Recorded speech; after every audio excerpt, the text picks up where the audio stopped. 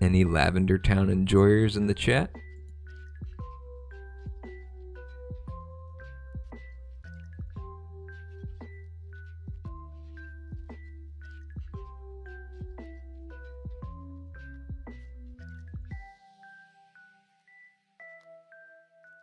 I swear that was not planned, by the way. It's just where it is in the live stream that we're listening to.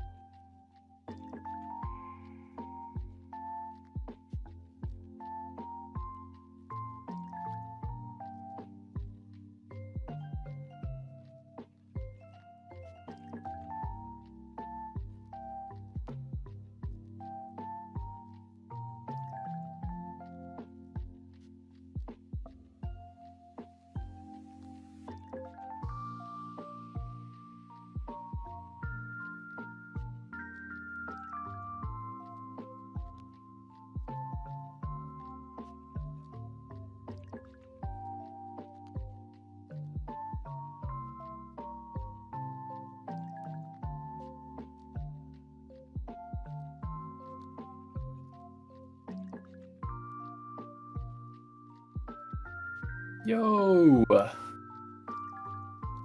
We're live. we are again. in, man. Welcome, everyone who is here for the stream. We got maybe a long one. We're going to try and keep it like to normal length, but 2 of the replays are many turns. Many turns. Yeah, and you know, we can skip through some of it, but we might try some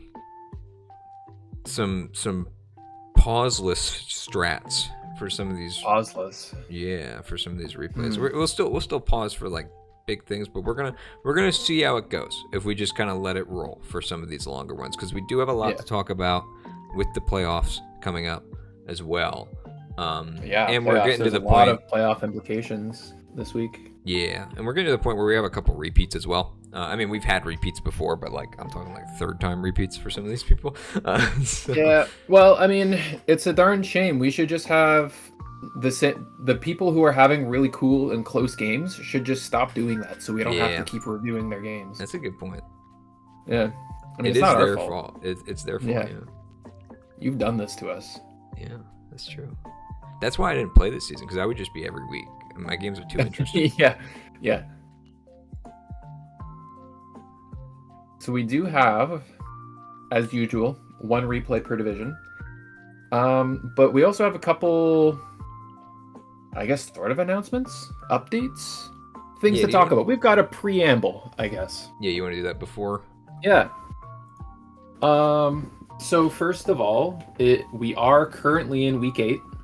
I know this is the week 7 replay review, but for week 8, historically we haven't been accepting extensions because we usually go into playoffs. They start like the following Monday after week 8, but we set it so that this week 8 would fall the week before Christmas, so we could have a week break between the end of the season and playoff start, so that everyone can go and enjoy their Christmas holiday or whatever you celebrate and not have to worry about Mons in the meantime.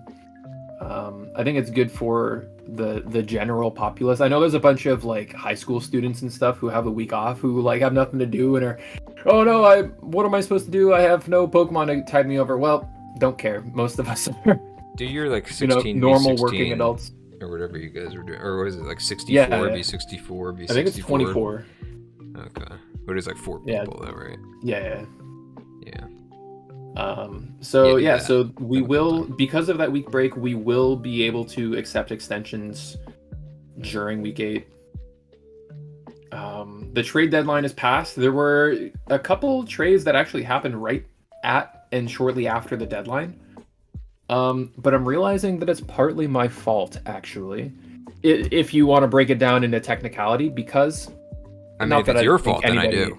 It's my fault. I would like to do that if it's your fault. Yeah. Well, so on the doc, I don't think anybody actually read this, but in the trade section, it does say that the trade deadline is 11:59 p.m. the final Sunday of week 7, but it says that it's 11:59 minus 4 because it didn't factor in daylight savings. It didn't. So there technically were a couple trades between midnight and 1 a.m., which would have coincided with it's legal 11 and 12 minus 4, now that we're minus 5. Yeah. Loophole. So yeah, we were just talking in the maybe chat. Maybe we should have accepted it, but we didn't. We were just talking in the chat about how Showdown players don't read or can't read. Right? Yeah, maybe this is a case of Showdown players were actually appropriately reading, and wasn't. Mods don't read.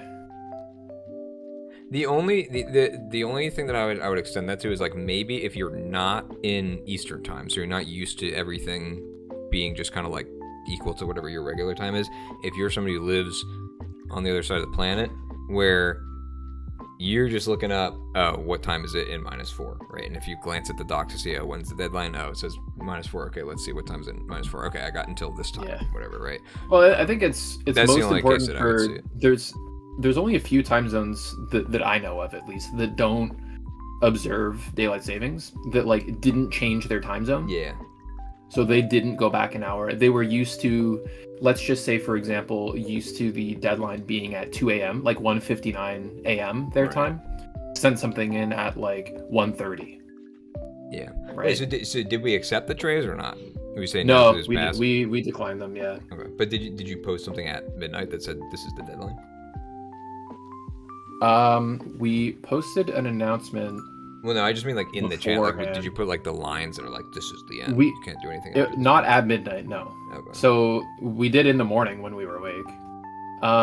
But I also did make an announcement that says, at Season 5 Coach, reminder that trade deadline is Sunday, 11:59 EST. Yeah, that's fair. So it's unfortunate. We probably at exactly 12 o'clock. Denied. Exactly 12. But you know what's crazy? Is he edited it. If you hover over the edit, you can see the time that it happened. I don't know if you can. 12:07. Yeah, 12:07. Dude, that's sneaky. He put like a placeholder in, and then he's like, all right, now I'm gonna put my return. Okay, here's the thing. But see, that's he's Eastern, right? He's Eastern. Yeah. So like, he did no excuse, first of all, and second of all, I think of the people that I would think are like doing it by accident versus the people who are specifically waiting until the absolute last second to put their trade in for a strategic advantage. 100% that's what he's doing. So bajillion percent. Oh yeah. So that was a strategic error. So that's yeah. Well, you know what? People do that during draft, right? Where they'll like make a pick and then change it because they're the next person in the draft order hasn't like made their pick yet, and they'll just kind of shadow edit their message. Right. And that really grinds my gears. I don't know why. I don't think it's usually allowed. I think the only time it's not allowed. I've only ever seen that is like if you say in the chat like, "Oops, I did something wrong. Like I noticed that this I miscounted the points. Does anyone mind if I change this? We're still waiting for the next person." Yeah. Because really, like realistically, technically, it doesn't make a difference for what's already happened yet. The only thing would be like if people react, like if you're like kind of probing the reaction, like you put something out there, and if nobody says like, oh, you sniped me, then it's like, well, okay, I'm gonna change to the other thing that I wanted, right? Yeah, like we don't you don't want that. To that. Yeah, no, so, exactly. But I've seen it where it's like later in the draft where it's like, shit, I miscounted my points for these last couple ones. Like, can I just quick switch this? And usually people are fine with it, but yeah, or like, oops, I meant Therian form or something like that. Yeah. But I think typically don't allow that if other people have already picked. Exception. But something else to consider though is like, I don't know how much of an actual advantage this is, but let's say I pick, I don't know, Enamorous. I'm just reading the chat now. Matt saying that. Yeah, I forgot. He forgot he had 2 points. Yeah. Yeah. I mean, that's unfortunate. This is user error then. Yeah, let's say I pick Enamorous, and then now the person after me is picking, and they haven't said anything, but they were looking at Enamorous. Now they have to take a few minutes to look at the tier list and change their pick. Yeah. Right? And then you go and you shadow edit your thing, and then they go and pick something else and didn't get the Enamorous that they wanted. You know, it's things like that we just don't shadow editing definitely never, like, that would never be like that's a 100% no-go. Yeah. Like, to just edit it and not say anything unless it was literally a typo and it doesn't change the mod. But I'm saying more for like if you wanted to add the mod in the chat, be like, hey, you know what, I think there might be a way to remove edit abilities in a specific channel. Maybe that would actually be good in the draft. I think it's, you can always see if somebody edited. Right, like I don't actually think it's that big of a problem, because if anything, it helps for like if you need to clarify something. Like, say you just made your pick and you're like, shit, I didn't like specify which Urshifu, right? Like, and you just but you can like reply to it or something. You can, yeah. Yeah, I know what you mean. We'll think about this later. Either way. But yeah, that's okay. We kind of a little off topic there. I just think it's fair enough to just say like, hey, if you notice somebody get a bot that shows edits, say anything, then it's fine. Oh, that's interesting. From Azzy says you can get a bot that shows edits. Maybe that's a good idea. Wait, but then people will know like when I'm in a typo, because I make a lot of typos. It's true. It's gonna be like adding me every time I send a message, basically, because I didn't edit it. Let's see, what else do we want to go over? So the extensions are legal. The trade deadline is passed. The holiday break we do have coming up. So after the current week that we're in, we will have a week off for Christmas. And we also, I think we're tentatively looking at a week 8 stream the weekend after Christmas. So it would be the 29th, Sunday the 29th. I believe we're looking at a You're week saying 8 for the stream. week 8? Yeah. If so, that's kind of our plan right now. We won't have like a hard time or date set for you, but know that it will be at least slightly longer than a week until our week 8 review. Maybe we'll even do it near the beginning of round 1 of playoffs. We'll see. I would like to do it before at least any of the battles are played. But yeah, we'll see. And let's see what else we got. A couple updates about some of our adjacent leagues. The Poke Noobs season 3, 4. Hold on, let me double check this. Season 3, woohoo, is underway, and it was a very like start draft now. A majority of the people wanted to just start drafting, which I don't personally like. I don't think there's any point in rushing it, because like, what are you rushing to? You're rushing to start week 1 during Christmas? Really? Is that what you want to do? I don't know. So they decided to start their draft early. If you want to follow along, we can actually. You know what? Maybe I'll just take a server invite and just like post it in this self promo or league advertising. That's the better one. I'm sure it's there somewhere. Yeah. So that is underway. I'll be keeping tabs on that, partly because I'm an admin in name, partly because I just think it's cool and I like the people who are playing there for the most part. And something else very cool, our very own Goater12 resident NBA mod, his own league, his team server, the PGA, What did we decide we thought PGA stood for? The Pro Goater Association? Was there not an actual answer to that? There's not. So you literally just did PGA, and it was just like just because it was like yeah. The name of the server is PGA Tour with I mean, with, you got like, you got a P thing, right but... there. Like that's like I'm sure there's something. Yeah, surely, right? Pokemon. But instead of the guy golfing, it's like an Intellion, a silhouette of an Intellion. I like the logo. It is a good logo. Yeah, me too. It's really cool.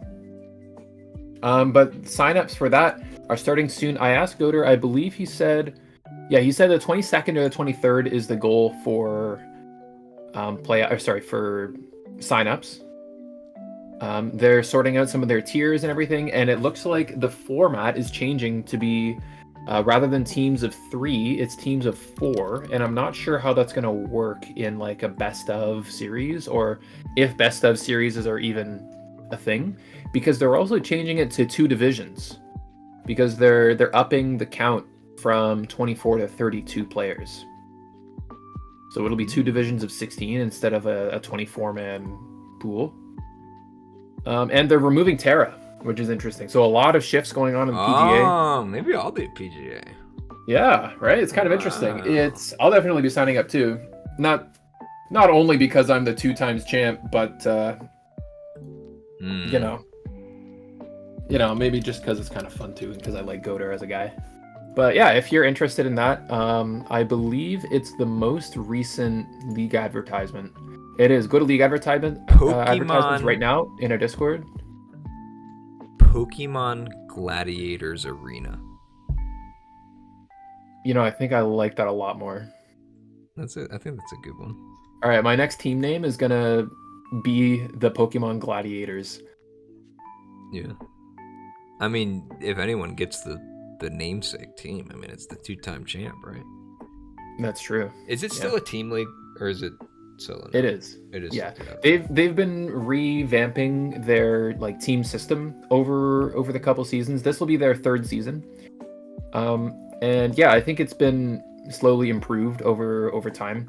You used to get a lot more points based on your teammates winning, and not as many when you yourself won. So it was kind of punishing if you were like playing on a team that couldn't win. Yeah, like my and team. You were trying to hard carry. Yeah, like your team when you were going 0-7. I think I won 2 games. Okay, 2 games. Yeah. That's pretty good. Yeah, with the mono normal team. But yeah, I did break the rules though, which I found out like when I was reading the doc later. Yeah, it says that your mascot can't be a mon that's legal in the draft, and Wigglytuff was legal in the draft.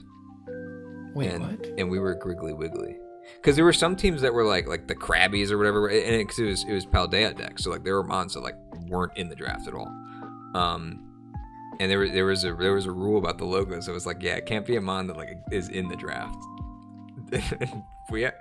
Nobody stopped us. So I found out after. I was like, shit, dude, we weren't supposed to have Wigglytuff, I guess. But who cares? I don't think that's a thing. Was that season? It was season 1. It was just in the doc, like about the team logos. It was like, yeah, you can make a custom logo if you want, but don't use a mon that's in the draft. I don't think it was enforced. Or maybe you just can't have it in your name. I don't know, but we have Wiggly in our name. So. In season 1, I was teamed with Jortson and Overmat, and our team name was the No JONs. Yeah, that was a good team. And we had it was sweet, and we had like Palafin and Conkeldurr, and our icon was just a bunch of Pokemon that we drafted. Yeah, I don't remember what that. It's just a name. It might be a name thing. I just remember like looking at it and being like, oh, we're literally the only ones that like are using a mon in the name that is also a mon that's in the draft. Oops. But it's okay. I do remember. They can't take our winnings away from us because we didn't win anything. Yeah. Okay. But as he says, 2-time champ is crazy. Brother, tell me I'm not a 2-time champ without lying. Yeah, that's what I thought. No, he's saying it's crazy because it's so impressive.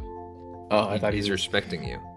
Because technically, I only won because my team carried me in the team bracket, but in the individual bracket, I got bounced like round 1 or 2 or something. Wow, that sucks. Yeah. Oh, well, anyways, so yeah, I highly recommend checking out the PGA Tour. Once again, their Discord is in our league advertisements, and the Pokénoobs should be somewhere if you want to follow along with that, or even sign up as a sub player. I think that'd be cool. And I guess we can just go into our replays. We do have a lot to cover, so I think we just start barreling along. That we do. All right, so first up we got the one that was not nominated, but it was a good game. We didn't have an All-Star nomination this week. Yeah, so we had to kind of just pick one for All-Stars again. But hey, This was my favorite game. I actually forgot about this. We were going through some of the replays that happened, that even though they weren't submitted. And I saw this. I was just scrolling through the thrones, and I saw that Jordan lost to. Spoiler. Yeah. It's like, oh shit, Jordan lost his Spoiler. My bad, guys. Wow, that must have been a good game. And then it was I remembered from last season. He realized that he was looking at a replay from last season. I remembered. Oh, I'm looking at the season 4 doc where he lost to Siderius. Right. Oh, and then I remembered that they played each other last week too. Right. So it's like kind of like a callback to that game, and we'll see if it's a different outcome. Now, if I were a betting man, I would probably bet on the same outcome, but that's more from a strategic position than a knowledge position. Yeah. All right. Over under 0.5 wins for Jordan. Yeah. I'll take the over. Assuming you want to take the under. Yeah, I think that's fair. Okay. Okay, so let's what are the Terra caps here? Let's see if our reading comprehension works. Ready? Terra Water Illumimola. Legal, nope, don't think we do. Yeah. Actually, everyone here is Stab, so I don't know who the captain is. Is it Ogrepon? Sid had no, that's Terraband. It's Metagross and Avalugg, so he didn't bring any Terra caps. Wait, Waterpon is Terraband? It is. Huh. I thought it was just Hearthland. Nope, it's just Water and Fire. But on the other side we have Urshi and Reuniclus for Jordan. Okay, so no Terra captains came. Right, no Terras came for Sid. Yep. And then it's Urshi, it's Fire, Urshi single, and Fairy, Reuniclus. Yeah. All right, let's get into it and see what ended up happening here. Yeah, do you want to just start? Or you want to do lead? Yeah, I think we start. I feel like Beedrill or Urshi or something is a decent lead. To set hazards. Illumimola makes Aloe's sense pretty too. safe. Yeah. I think Aloe would maybe only be bad into Heliolisk, but you have a whole Quad Sire there. Right. Yeah. Toxic. I think it's a fair scout. Oh, Baton. Toxic on the Beedrill. Yeah. And why do you think this is Baton Pass over Flip Turn? Stamina. Oh, Stamina. That's a fair shout. Also, Dry Skin, right? He would be immune to the pivot if he comes in. Also true. Turn. I think it's fair to just do the Baton Pass. Yep. Me when I bring my bulky water. Nice. Good heal bot. Block, Psychic Noise, Heal Block. Sinus. We don't know if this is leftovers right now. CM. Yeah. Heal Block wore off. Let's see. There is lefties? Not lefties. I think worst case scenario, there is a Terrafire Urshi, so you at least have a 50-50 flip on the Psychic versus the Fairy move. Yeah. But this should also be able to KO. Oh, through the Russo? I don't know. Okay. I'm guessing the setup turn there too is like, because you'd be surprised for the Gliscor to stay in, but he does have phasing. Yeah. That's pretty smart. So we don't even know what the moves are. You would guess Store Power for one of them. And then Dazzling Gleam for the Dark Type. So interesting. I see that it was Roar Archaludon. That kind of made me think that it might have been Sturdy. Maybe. But then it got a defense boost from taking the superpower, which actually did a lot more than I expected. Well, before the boost, like Archaludon's defenses aren't actually that good. It seems better. They're good, but they're not as broken as they seem because you're so used to hitting into the stamina and like not being able to 2-hit KO it. But like even neutral special hits, especially like Spin F, is really bad. That's why you need to run AV so much. But like there's a lot of hits where it's like if the first hit is a solid fighting move, like on a mon that's like actually invested in attack or stab or whatever, it usually does a pretty good chunk. It's risky to go for like the 2-hit KO. It's 90 and 130 defense though. I feel like that's a lot. I feel like it's just uninvested, like not defense invested. It's good. I'm like it's enough to survive, you know. But this is also 120 base power move on a physical attacker, right? Like so it's not like it's not like it's just some random coverage move either. I think it's pretty reasonable to be like just under 50% for that. But I'm gonna skip back ahead. But you think for sure here attack drop and the defense boost, probably not doing nearly that much again. Yeah, you have to switch for sure. So he has the rest. Gets the rest. Rest, which okay, and rest makes sense if you're doing the stamina build, right? Yeah, so. You have Earthquake over Earth Power. It does have a good attack stat, but holy crap! I wonder if that's. Let me check that. Maybe for the Aloe running mixed, right? But what's weird is that the Claude is just naturally very SPDEF. So I guess the Earthquake is for Clodsire. Oh, it's Earthquake. Oh, I was thinking Earth.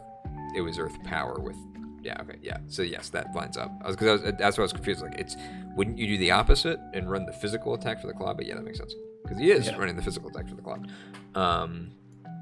And it's also, if you're dropping your Spatak and you're on a mon that like is setting up defensively, you don't want to have your only other option be another special attack, right? Yeah. If you're planning on staying. So was that Arch at 100% there? Yeah. Yes. If it's like full HP with 0 special defense, the flamethrower only does 99, so it actually matters. Max? As long as this max 99. Mm-hmm. So this the crit did matter. We don't know if it was actually HP invested. Yeah. Like fully invested. Based on how much it took from the superpower. You would think though that if flamethrower did that much, Earth Power would have just killed, right? So like he's still staying in, probably expecting to die. Yeah, probably true. Beedrill comes in. Is this helmet? This is Rocky helmet. And also technically couldn't the flamethrower burn and just kill that way too. Yeah. So I imagine we see like a hyper voice knowing the Claude is coming in. Yeah, we do. There's the hyper voice. And it's throat spray. Throat spray, but he's unaware. So if your plan is to, well, you think he's unaware, right? Maybe he's It not. wasn't unaware. Oh, does he have anything that he would run water absorb for that didn't come? Let me check. There isn't a Azumarill. Yeah, it could be why. Yeah. Because then you're resisting the fairy and immuning the water. Yeah. But I feel like that's a little risky. Like if you don't bring your Azu and Siderius runs unaware Claude, then you're not like taking advantage of the fact that you're pulling Claude's prep one way or the other, Yeah. And unaware also seems kind of better just into like if it's an Archaladon and he does get the stamina boosts off and you're Quake, you're physical, then you can ignore that and just kill him. Yeah. That's true. And realistically, you're also like you're already not a very physically defensive mon.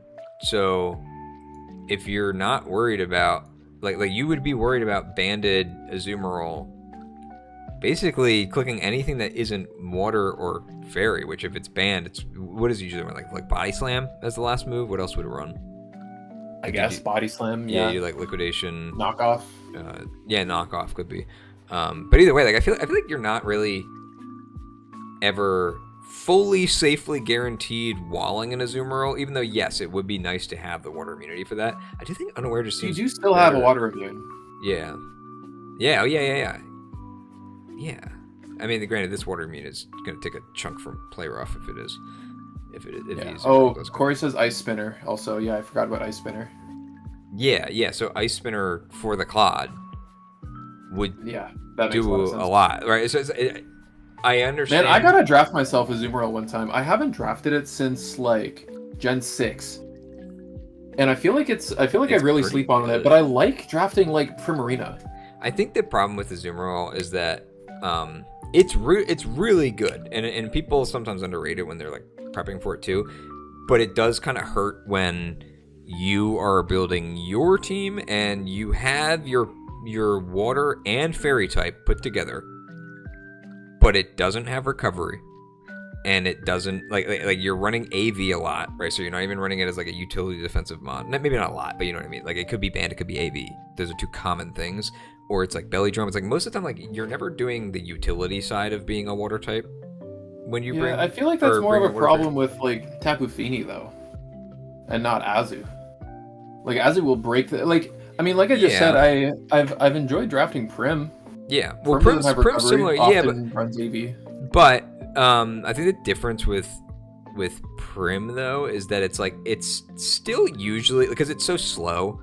that it's still usually going to be building bulky, or it's like going to be prepared to like tank something and hit back. Whereas a Azumarill has to be a little more risky with its health, just in general. Like if you're running banded, like maybe like you have to be confident in what you're calling out, or if you're belly drum, you're taking a chunk from that, right? And you can really only do that once. Again, I'm not saying Azumarill is bad. I think it's a great mon. I just think that for a lot of the reason why some people don't draft or don't think to draft it is because it doesn't check enough of the boxes that they want a water and fairy type to draft. And so if you're not already confident and comfortable using Azumarill, it can be hard to use it in that slot. Yeah, it's if kind you don't of have like drafting other Urshi plan. Rapid, you know, where Yeah. like if your water type isn't a Scald Switch, then you have to find a Scald Switch elsewhere. Right. So maybe it kind of restricts your team. I don't know. All good. I think it's something that's on my radar to like at least try again. And hey, maybe the PGA will be a good time to try it. Maybe. But maybe you'd be throwing away your 3-peat by drafting shitty Azumarill that's bad and nobody wants to use. Maybe. All good. I already threw away the 3-peat. Well, I thought I was throwing away the 2-peat, but my team carried me Nice. in playoffs. So All right, so just gotta anyway, play with good people. so we did see that it wasn't unaware. We got that from the second hyper voice, but he does still die. And then the Gliscor comes out. Do you have a? I imagine this. You don't have a ground immune. And I mean you have the resist, but like Pawn's not bad into Gliscor though, because like not only does it force it out, it also means that it can't like U-turn in front of it too, because Pawn's faster and it resists the ground. well, but if it U-turns on the switch though, which Yeah, it has to U-turn on the. it's not a great swap for it, I don't think. Especially after it's shown U-turn. You can only do that so many times. Yeah, but are you really revenging a Claude to click U-turn when it's like a low HP Claude? I feel like this is a clicking Earthquake like 9 out of 10 times. But this is also why I lose to Jortson, because I make reads like this. Yeah. Well, let's see what he clicks. He does click the Quake. I was the Earthquake. So.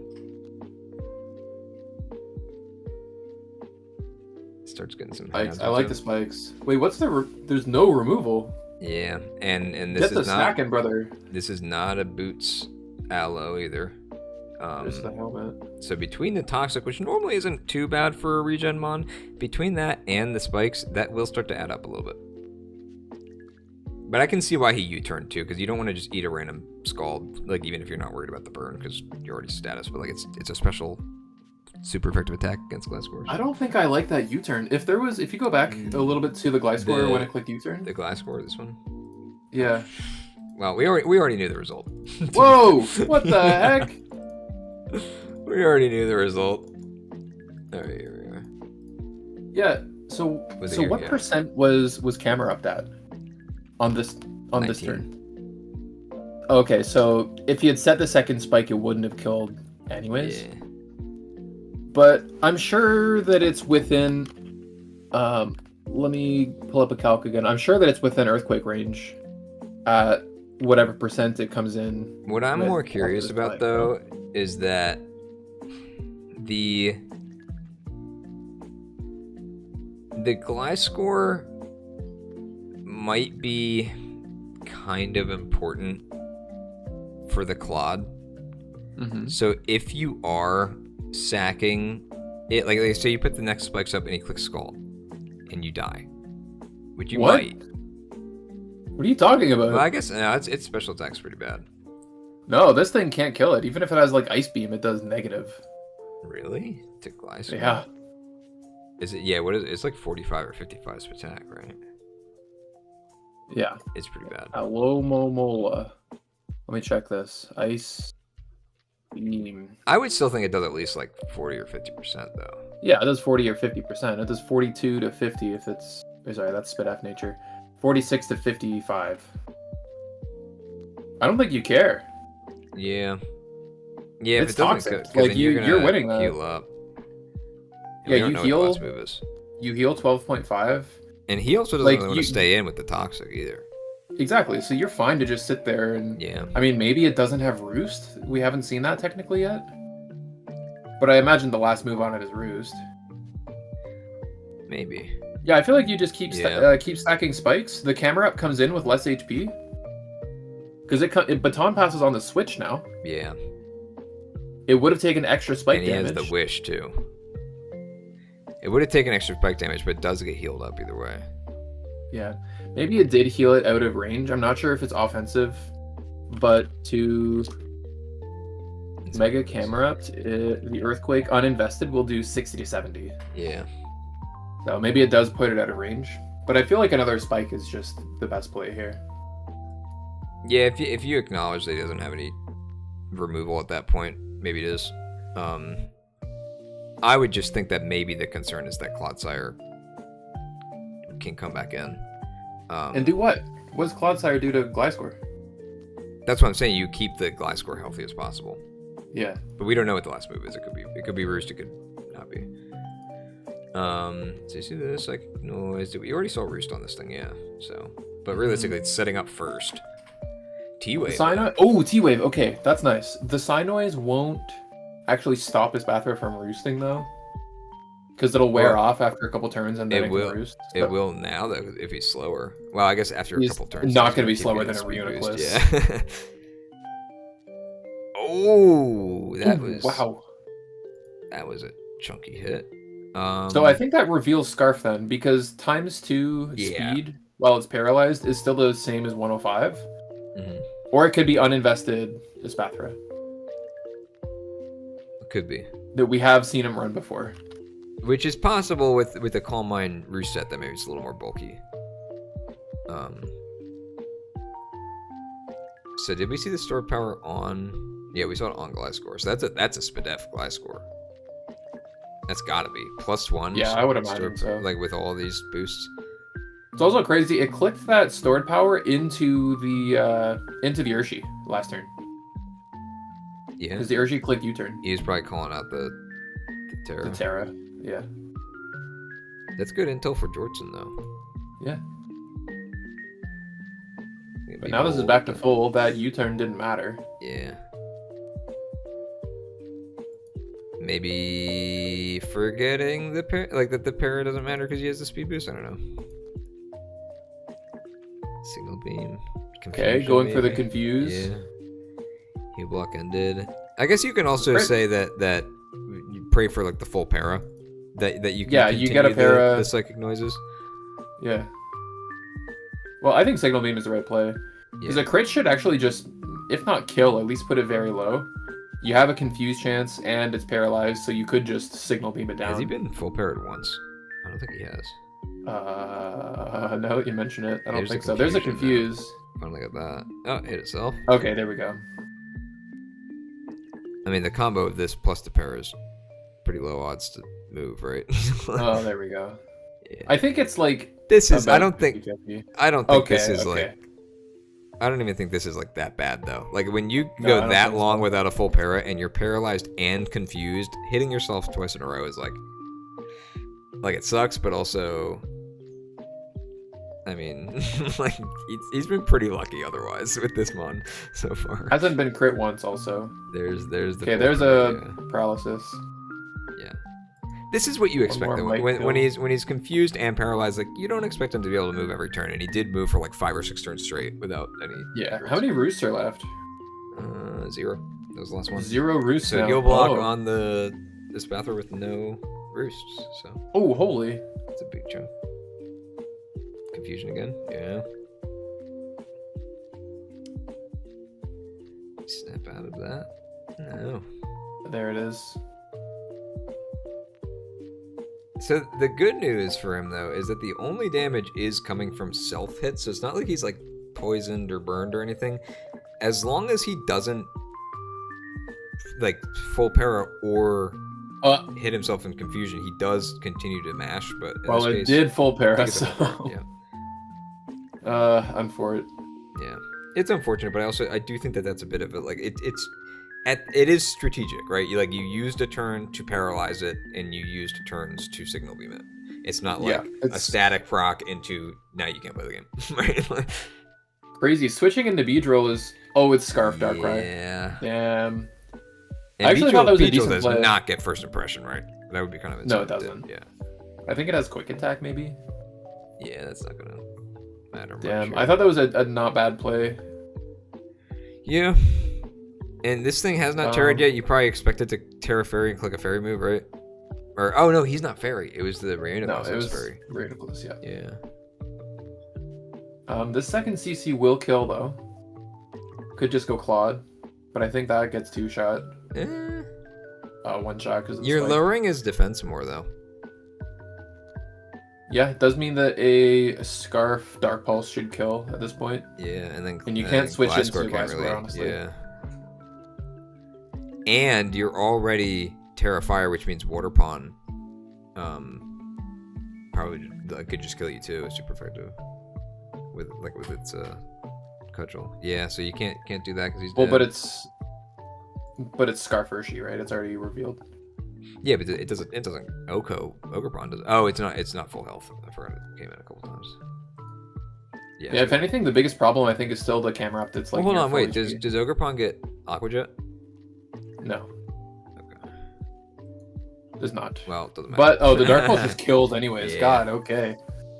Didn't even need those. That's kind of bold. I was gonna say I probably would have thrown the Alomola in.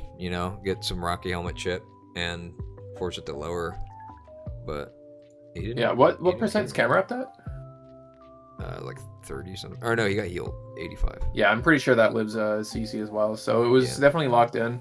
Yeah.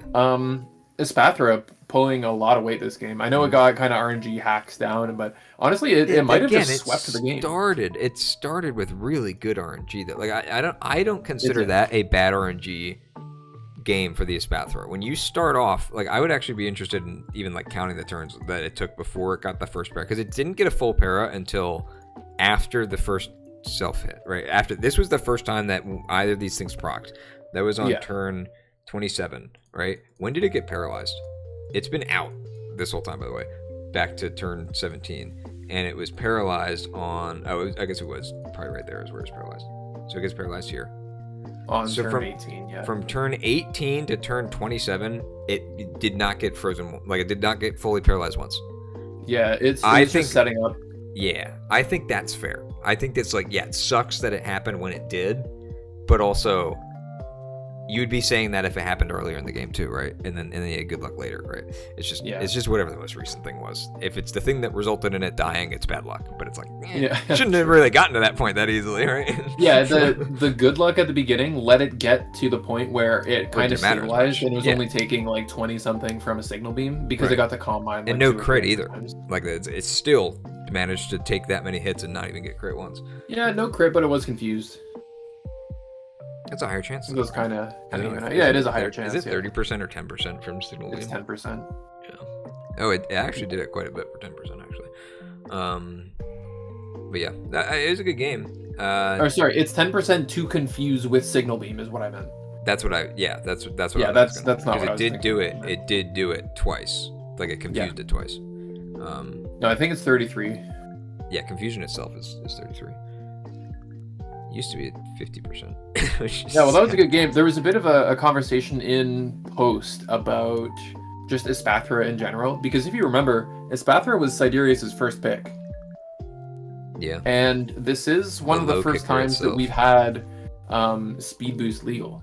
So we were excited to see it pop off, and now it kind of seems like it's a point of frustration for some people where people are calling it the bullshit mon. It just is kind of all things considered. Jortson did the right thing, which was to paralyze it or status it in some way to disrupt it. He was clicking the right moves. It's just that it still just kind of got to strong arm its way through until it got full parried and died. So I think it just had a good matchup. It did. Maybe I'm being a little too standoffish about it, but when your steel type is Archaludon and has no Spadef, that makes it so that your dark type has to be the answer, and has to kind of go for a 50-50, or your bulky psychic type, which loses to Calm-Mind. That's just how psychic versus psychic types happen. Is if one is Calm-Mind and has recovery, it'll lose. That could have been a Cresselia at that point. It was cheap. It was 11 or so points. Yeah, I think that it's fair to say that it didn't have a great matchup, but also for an 11-point mon, Like Yeah. for it to like flip a matchup that much, like you don't really always expect that from the 11 point. From the Yeah. 11.1, that's like also not just a niche, really good in one matchup mod, right? Like it's also I'd just say it's good in other matchups. I think it's fine to have a Pokemon that's really good sometimes and really bad others. No, I'm saying that I think that it's still good in other matchups. So it's not like one that's like only good in this one matchup and then it kind of like bodies them because they don't have a good answer for it. That's why I'm saying like an 11 pointer where it's like if it does sometimes have that, then sure, make it 11 points because it can be absolutely useless in others. I don't think Speed Boost Espathra is ever 100% you can write this off. It's terrible in the matchup. Just because just by the nature of how it snowballs and how much more. But there's often just better things to do, than try and run like full Fizdef with a Colbur Berry so that you can actually try and get a setup. So that, are there better things to do at 11 points? See, that's the conversation, and maybe not. But does making it 13 points, does that solve the problem? No, because I think it's just I would agree with the people who say that it feels kind of cheese because it has to be priced at a certain point where it's like gonna get drafted, but also it is just kind of cheese. Like Speed Boost in general is just kind of like not a fun. I mean, there's a lot of things that you could say are not a fun way to lose, right? But just it's I don't know. Like I understand that anything that snowballs passively that you have to prep for, and it's entirely on you to be like, okay, you got to get everything. There's 4 other mods that are more expensive than this that I have to be ready for, but also got to make sure that turn one that this Espathra is out, I have scouted enough to be confident in answering this mon that will just end up faster than me, even if I paralyze it in 2 turns, right? That's why I would. Power is the bigger issue. Do you think stored power with Speed Boost is the issue, or do you think Lumina Crash is the issue? I think stored power. My issue with stored power with it is because, unlike with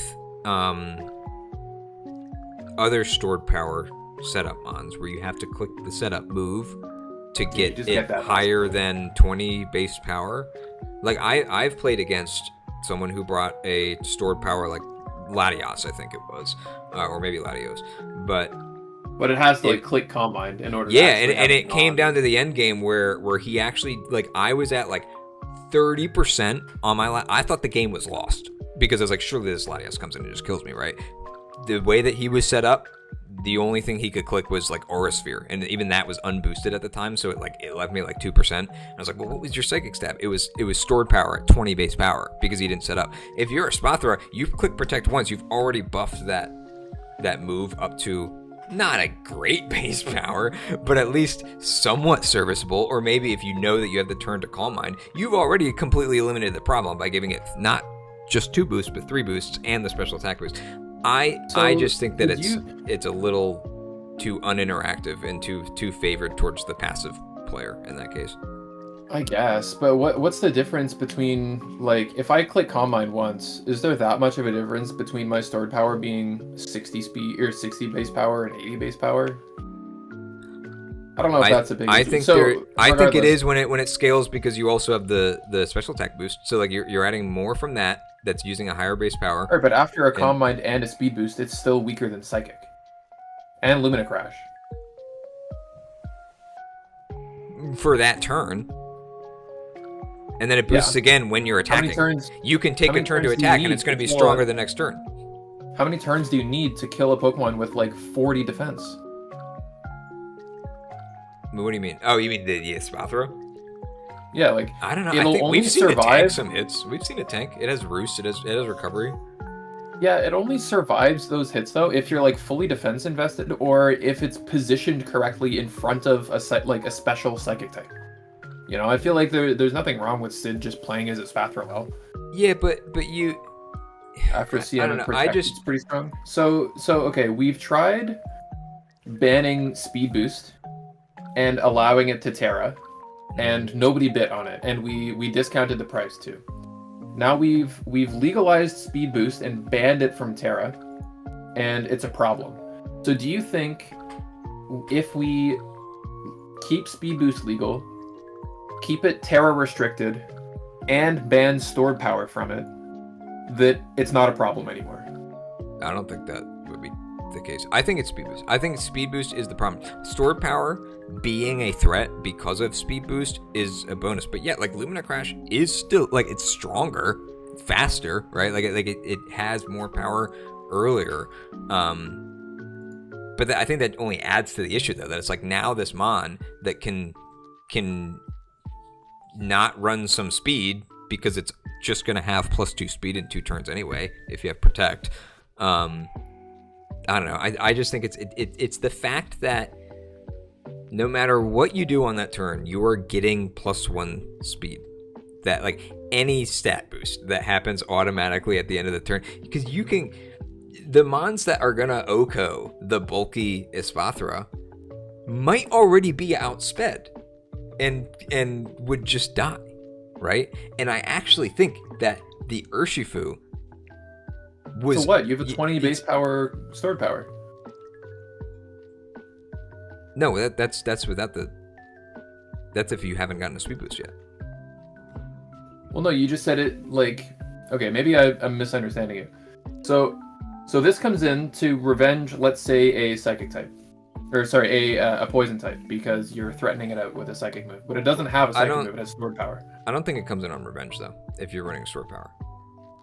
I'm saying that if you're in a situation where it's like, yeah, you just hit it, it doesn't have great defense.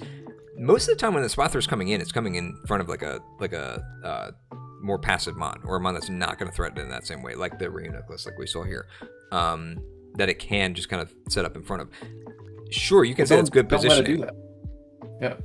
But I just think it's easier said than done. When all it has to do is come out once and it has already gotten value by just coming out in front of the thing, because it gets a speed boost as soon as it hits the battlefield in front of something that didn't hit it, right? That's not true. No, you're sorry. Okay, do you mean you're switching it into this? Yeah. Say you like not every scenario, if you're switching it in, you're not getting a boost. If you switch it on that turn, it's at the end of the turn. No, you only get the boost if you started that turn in. Really? Yeah. I actually didn't know that. I thought that you got the boost. I thought it was like items and stuff that probably like leftovers. Nope. Interesting. Okay, well that's good. It used to be like that. They changed it in like Gen 7 or something. Okay. Well, either way. So yeah, that scenario is a little different. I will still say though that just the fact that you get the boost, because you can use your attack, you can use your offensive move, you can use your setup move. You're always getting +1 speed that turn. Mm-hmm. Is there any other? Because you know who else is similar that everyone hates is Archaludon with the stamina boost on a Dragon Steel type. Yes, it's not automatic every turn, but it's still kind of annoying that he can click whatever move he wants, and if you touch him, he's getting +1 defense. He just gets it. Yeah, it's kind of like the reverse. I agree. I think it's just always kind of toxic, and that's why, like, is it uncounterable? No, of course not. Is it unfun? I think so, and I think it's a lot for an 11-pointer to be able to have that kind of grip on a match. And what I was going to say about that, like you said that this is a good matchup for the Espathra. I would argue that the Mon that hits through Protect is a Dark type is pretty good into the speed boost Espathra that's weak to Dark type that can't protect in front of it to get a speed boost, right? Like, so I wouldn't even say this is a horrible matchup for it. It's just that he had to position once well, and now he is outspeeding the Urshifu. Now it's entirely on Urshifu to guess if it needs to tear or not, right? Like, I don't know. That's a lot for an 11-point Mon. That isn't even a Terra captain. You said that I said that it's a bad matchup, but now, and then you were disagreeing, but now you're agreeing that the Dark type is a bad matchup. No. I'm saying that, like, on paper, it actually, like, you would think that the Mon that hits through Protect and is a Dark type would be good into it, but the reality is that it wasn't. So you're right. Yeah, it is a good matchup for it. But why? Yeah. Why is the Mon that's Dark type that hits through Protect bad into this Mon that needs to protect in front of it? Because you need to position once. You need to bring it out before the Urshifu's in, and you've done your job. And I don't know. That's why I think it's a little bit like. I don't know why you would try and set up your Psychic type in front of and protect in front of the Dark type. I don't think that's ever the play with this Espathra. No, you wouldn't. But in the case of like the revenge situation, right? Like if you were running Lumina Crash and you needed to like get that speed boost just to pass it, it would be a different set than what's being run here. But I'm just saying in have general. a dark move that hits through protect? Yeah, did it? Oh, Because does I it? would imagine you just run Sucker Punch. That's what I would say. Yeah. Lariat doesn't hit through. It did have Lariat, so it Does Lariat hit through? Is it a fist move? Unseen Fist is all moves. Oh, I thought it was just punching moves. Or no, I guess yeah, no, it's not. Wait, but then why are you saying does he have a move that hits through protect? Well, we didn't know if it even had a like Sucker Punch won't hit through protect, for example. Oh, right, because it has to be an attack. Because it fails. Yeah. I see. I for some reason that made me question the entire ability. I was like, wait a minute, because I was thinking like the punching glove interaction. I don't think it has room for protect though. If you're trying to run ruse, then if you're not running ruse, it gets down. But how do you know if you're building for it, right? Like it's again not uncounterable, but you have one turn in some cases to figure it out, right? And that's why it's gonna, Yeah. But anyway, we've remember when we said that we weren't going to pause so we could save time? I mean, it's a meaningful discussion though, but I don't know. I don't think that restricting stored power on it fixes the problem. No, I don't. Stored power is not the problem. I think we got to ban the speed boost. Like that. I was never. Boost makes it having speed boost banned makes it undraftable, as we've seen in the past. I don't think it's undraftable. I think you can still lower the price. We had it like what 7 points? Was it 7? Either way, I mean, like a long time it was undrafted. There are a lot of mods that don't get drafted that could be good. It's just sometimes people just don't use them. I don't think that means that you have to legalize a broken, toxic thing, right? Yeah. But anyway. Corey, you don't think it's a problem? Yeah. I think we don't have enough data. I think what's crazy about it, before we move on, is it's not even out of place in like the greater draft scene. Like most draft communities have it kind of between the like 10 to 13 range. With speed boost allowed. Some places even allow Terra. Now that they usually increase it a little bit by there, but also I don't know. You would have to also consider everything else that's not Terra banned in that league, right? Maybe they have Terra bundle legal. Yeah. Anyways, so I think that was just a GG. I know there was some frustration about Espathra. That's a different conversation. I'm not even arguing to say like, oh, Espathra carried this game, unfair GG. Yeah. It was just because it was brought up, that some people don't like fighting the Espathra, and I would say that I personally agree that I think that it's not. I think it's unreasonable to have to. That's fair. Deal with that, but not unwinnable. Okay. For our hustle game, we have Royce Nova versus Agent Flame, and I was really surprised.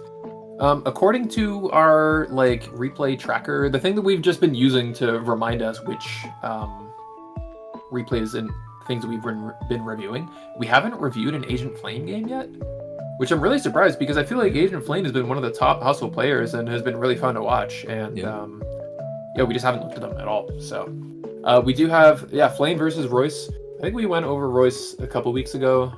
Royce was 2 weeks ago, I think. Yeah, but that's fine. We do see the. Is it Terra Hoopa? No, it's Terra.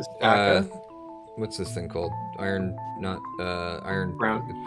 Crown, yeah. It's Crown and Jugulus, and I think it's Stacka. Let me check. Yeah, it makes sense. It's Stacka and Hoopa. Yeah. Hoopa. Yeah. So they're both stabs. Like these two are both stabs. I mean, these ones are not. Cool. So, I mean, Coco lead, usually decent. Coco's kind of tough though into a bundle, because if it's like Specs Booster Speed bundle, you kind of just have to sack something. You don't have Specs Booster Speed. Ice resist. Specs. Yeah, well, in the electric terrain. Oh, so it's not. It's not booster speed. Specs speed boost. Yeah. No, if you just say Specs Quark Drive, that doesn't mean that it's a speed boost. Yeah. Yeah, because he would outspeed you. No, I don't know if it KOs Coco. It probably doesn't with just an Ice Beam, but it's still risky. I would imagine probably a crown lead with Volt Switch. But also, if it doesn't kill, do you want to lose your bundle because it was AV Coco or something, right? It's just all right, cool. Yeah, that would be crazy. Yeah. Either way, it could be a couple. You could also just lead the Gliscor. Just get the toxic proc. Just protect. Yeah.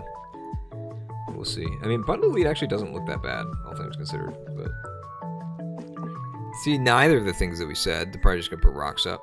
Yeah, probably just trade. Yeah. Oh, encore. Okay. Encore. Okay. Now, are you gonna put your rocks up? Now you're gonna trade rocks. Yeah, there you go. I feel like this might have just been worse for the Yuxi though. Yeah. I think the encore was in case it subbed. That's fair. It does cover both options. Yeah. But what are you really afraid of him hitting on you? You're immune to Quake. Scale shot. I'm pretty sure it up. has Ice Beam.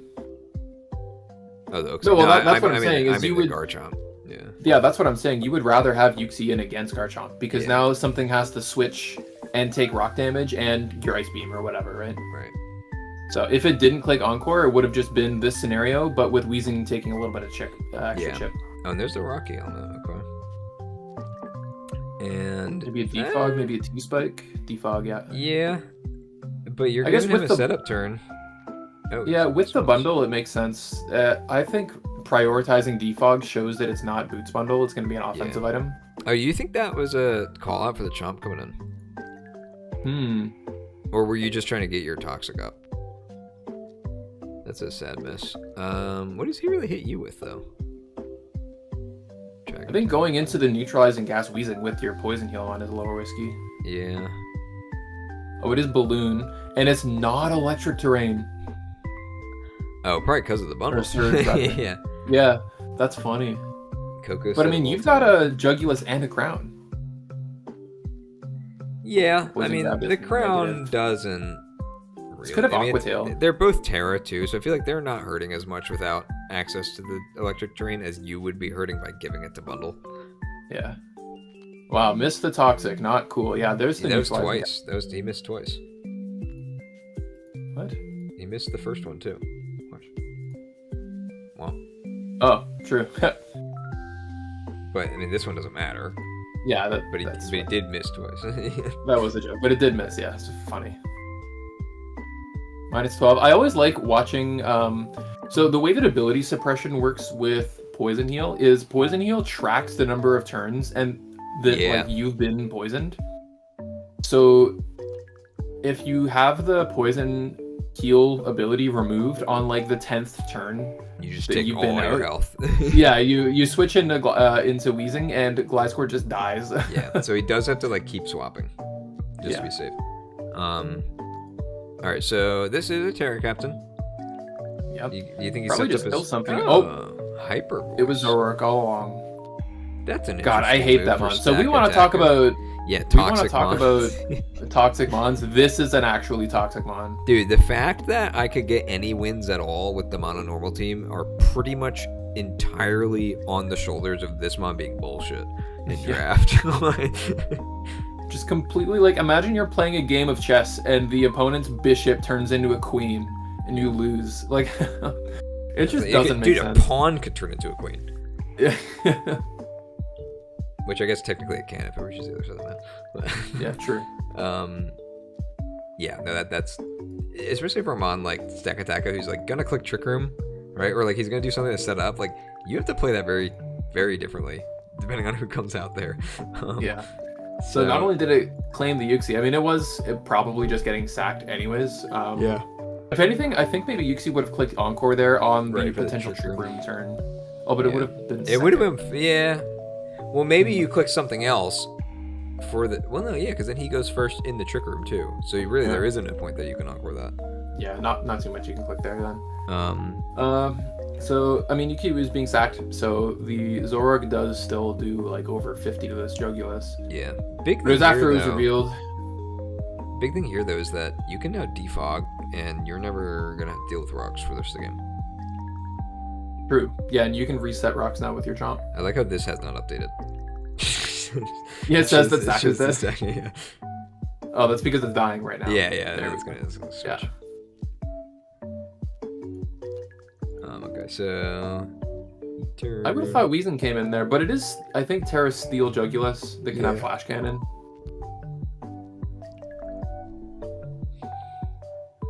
Okay, I think you can go into Weezing here on the potential Ice Fang. Yeah, there you go. Yeah, that makes sense. Take a little bit of Well, chip, you're but that's not fine, levitate honestly. though, so you are weak to the quake. Yeah, that's fine. But facade, okay. The helmet plus neutralizing gas is really chipping this thing down, though. And this is just going to trade. It's going to die to poison. He must not have quake, because why wouldn't you click quake on that swap? Yeah. Oh, it didn't die to the poison. Crazy. Well, yeah, it dies to the helmet though. Yeah, but that's still nice. You get extra chip for free. But he got his default. I mean, he did everything this Weezing wanted to do, right? Yeah. Like, I don't think you're... Yeah, you can sack this now. Yep, yeah. Good play. It did literally everything I had to do. Because what else did it even have? What percent is Chomp at? Can it take a Gleam at this rate? 70, probably.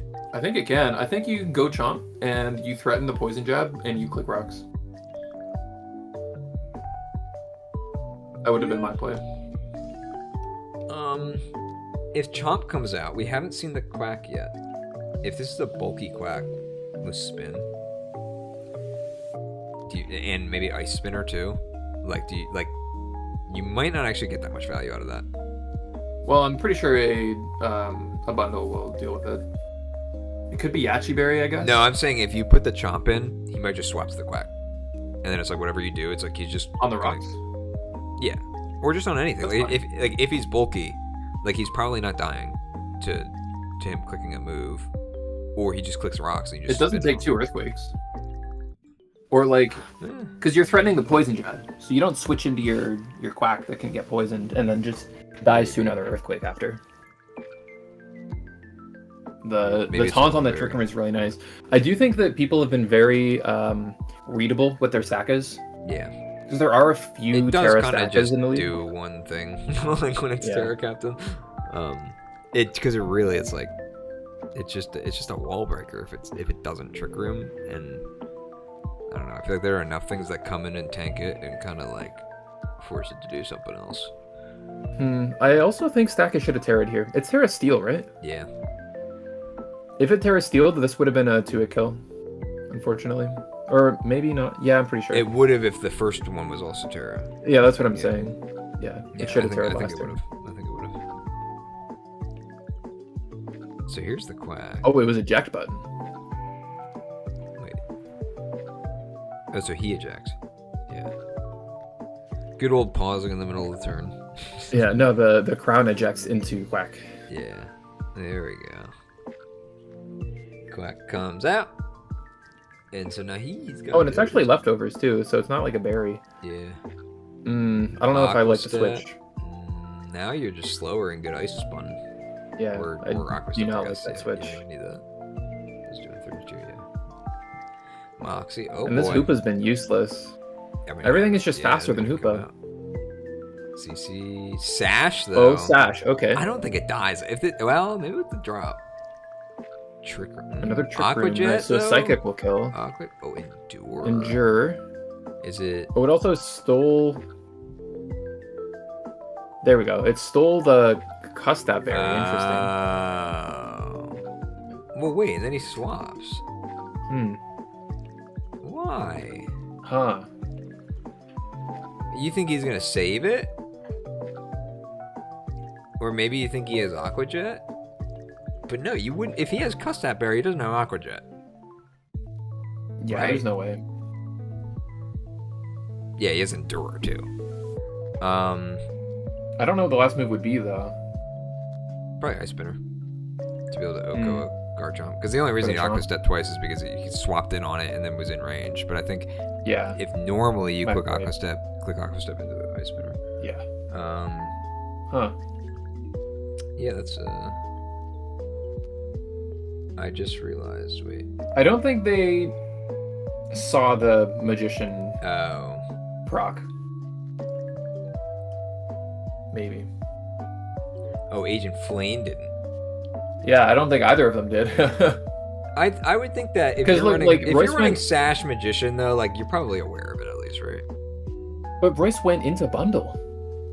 Yeah, I think that Royce is thinking that the Quack might swap because the Custap was stolen, and so he's trying to swap to counter that because you maybe died keeping the Custap for when you're out of Trick Room to be able to snipe Coco or something.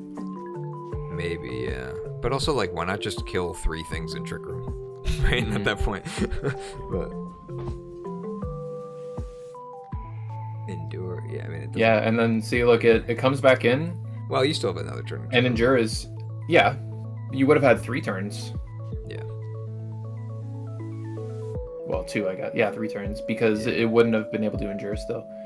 Ice Punch is nice. Yeah, no more Trick Room. This is Taunt Coco too, so you can't even get the Trick Room up. Yeah. Stack, I mean, you're putting it all on Stacka now. He can't Trick Room either. He just clicks it. I mean... Wow, it actually just dies too. Insane. You're dead to any fighting move. It was right? If it was a defense boost, I'd say it might have had a chance. This obviously needs still to has Terra to Terra, here. yeah. I mean, you might still just survive it then. No. Yeah, maybe you Trick Room but now. you can't survive anything from... Oh, no, you're still taunted. Yeah. You can't survive anything from Trick Room, or from Crown, from rather, Crown at this point. Yeah. Well, you're lefties. No, there's no way. Unless... Oh, wow. I don't think the gyro... Okay. Oh, it does, because it has a boost. Yeah. Yeah. Still very close, honestly. Yeah. If it was plus defense, it maybe would have changed, but I don't know. It would have changed things if it was plus defense. It could have Quake as the last move, though. Yeah, that's true. What was... Can you check the set? But if it was plus defense and click Terra Steel the first turn that it clicked Gyro Ball into Crown, because it would have put it below 50. I think you would just click Quake either way. Because if it goes Terra Water or Stay Steel, it's resisting Steel either way. Oh, it's Terra Water too. Yeah. So oh wait, could have flipped. No, Jugulis didn't Terra. Yeah, so... Yeah, I forgot that it was Terra. It's actually kind of interesting that it didn't Terra at the end there. Because what does he hit Water type with that he doesn't hit Steel with harder? I don't think it's offensively. It's for, I would imagine, a flip with bundle. No, but I'm saying like at this point in the game though, the only way you lose is if you don't kill him somehow. Yeah. And why wouldn't you just go to the thing that's at worst neutral to everything that he can click, as opposed to the thing that could just lose to Quake if he clicks Quake? Granted, you're probably dead either way. He was +2 attack at that point. Yeah, any move would have killed. Even neutral. I think that just means that it didn't have Gyro, or it didn't have Terra Blast, which is fine. Yeah. It rarely runs Terra Blast. So which one did you want to see? Who did you want to see? Stacka. That would have been on this team. It did have EQ, so it's probably clicking that. Oh, and Steel Roller, interesting. I guess to clear the electric terrain if it doesn't for bundle. That makes sense. I think it makes sense. It's fine. Yeah. Then was it if you don't have like bundle? a better move to use, right? Specs was bundle, the yeah, was it bundle? Yeah, it was okay. Interesting game. I don't think. Oh, but dude, imagine you just had an Iron Bundle here at the end. Yeah. Because Bundle was just sacked off to the Quack. So very worst case scenario is you have a 50% chance to win on the Terra. Sack to the Quack. Yeah, a Quack sack. Good old. Well, GG to both. Good that we finally got to review it was Asian Taunt game. Endure. So it wasn't even was Spinner. The last move. Oh, for Trick Rooms, I guess. Trick Room, I guess. Yeah. But like you have Taunt. Like then again, against these, it was Hoopa that clicked it. It wasn't Stacka. Yeah, but they both had. Well, no, Stacka also clicked it. No, I know, but like, I'm not blaming Agent Flame for not taunting the Hoopa. Oh yeah, no, I agree. I'm saying that I actually think that it, like, because there were multiple mods that had Taunt. The Jugulis had it. Yeah. Everything. But like when you're looking at a potential Trick Room team with multiple Trick Room setters and the Geezing who might also just be trying to defog that you can prevent, I think there's a good reason to actually bring Taunt on a lot of these mods. Maybe it was a little overdone with the Encore as well. Encore, Taunt, Encore, but I don't know. Yeah, I don't think Encore was for the Encore might have also been like a kind of, I don't want to say like a misunderstanding, but also like there's never, like if you're bringing your what's it called, disruption, like your move disruption, status disruption moves, for a Trick Room team, Encore never works because you're either going first or you're going last, and it's not in the order that you want those things. Yeah, it's either before the Trick Room or after the Trick Room setter. Yeah, after they use their attack. Yeah. So, I mean, maybe it's for something else. I don't think it was for that. I think it was just for the chomp. Just for the chomp, yeah. But at that point, like, you're also running, when you're running taunt on that many things, just maybe really one of those instead of the chomp. It's hard to taunt chomp, though. Yeah. It's also kind of hard to encore him, apparently, because he just does what he wants to do and swaps out anyway. But anyway, it was a good game. Yeah, GG. Real quick, I need to get up for a sec. I will be right back. I'm going to go swap over to our BRB screen. Oh, yeah, okay. And then I will leave you unmuted. Oh, okay, you wanna go too? That's fine. I'll mute us both. Okay, yeah, okay. All right. BRB. We'll be back.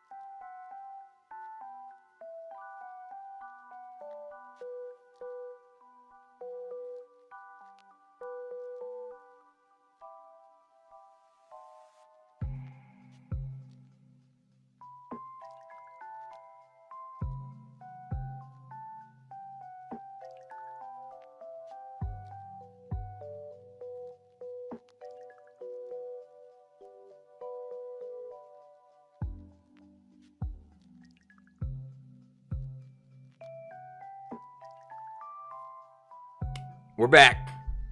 Yo. So I was sitting here muted talking about the next game, trying to introduce it. Toady gets back and he's like, okay, are you ready for me to unmute you?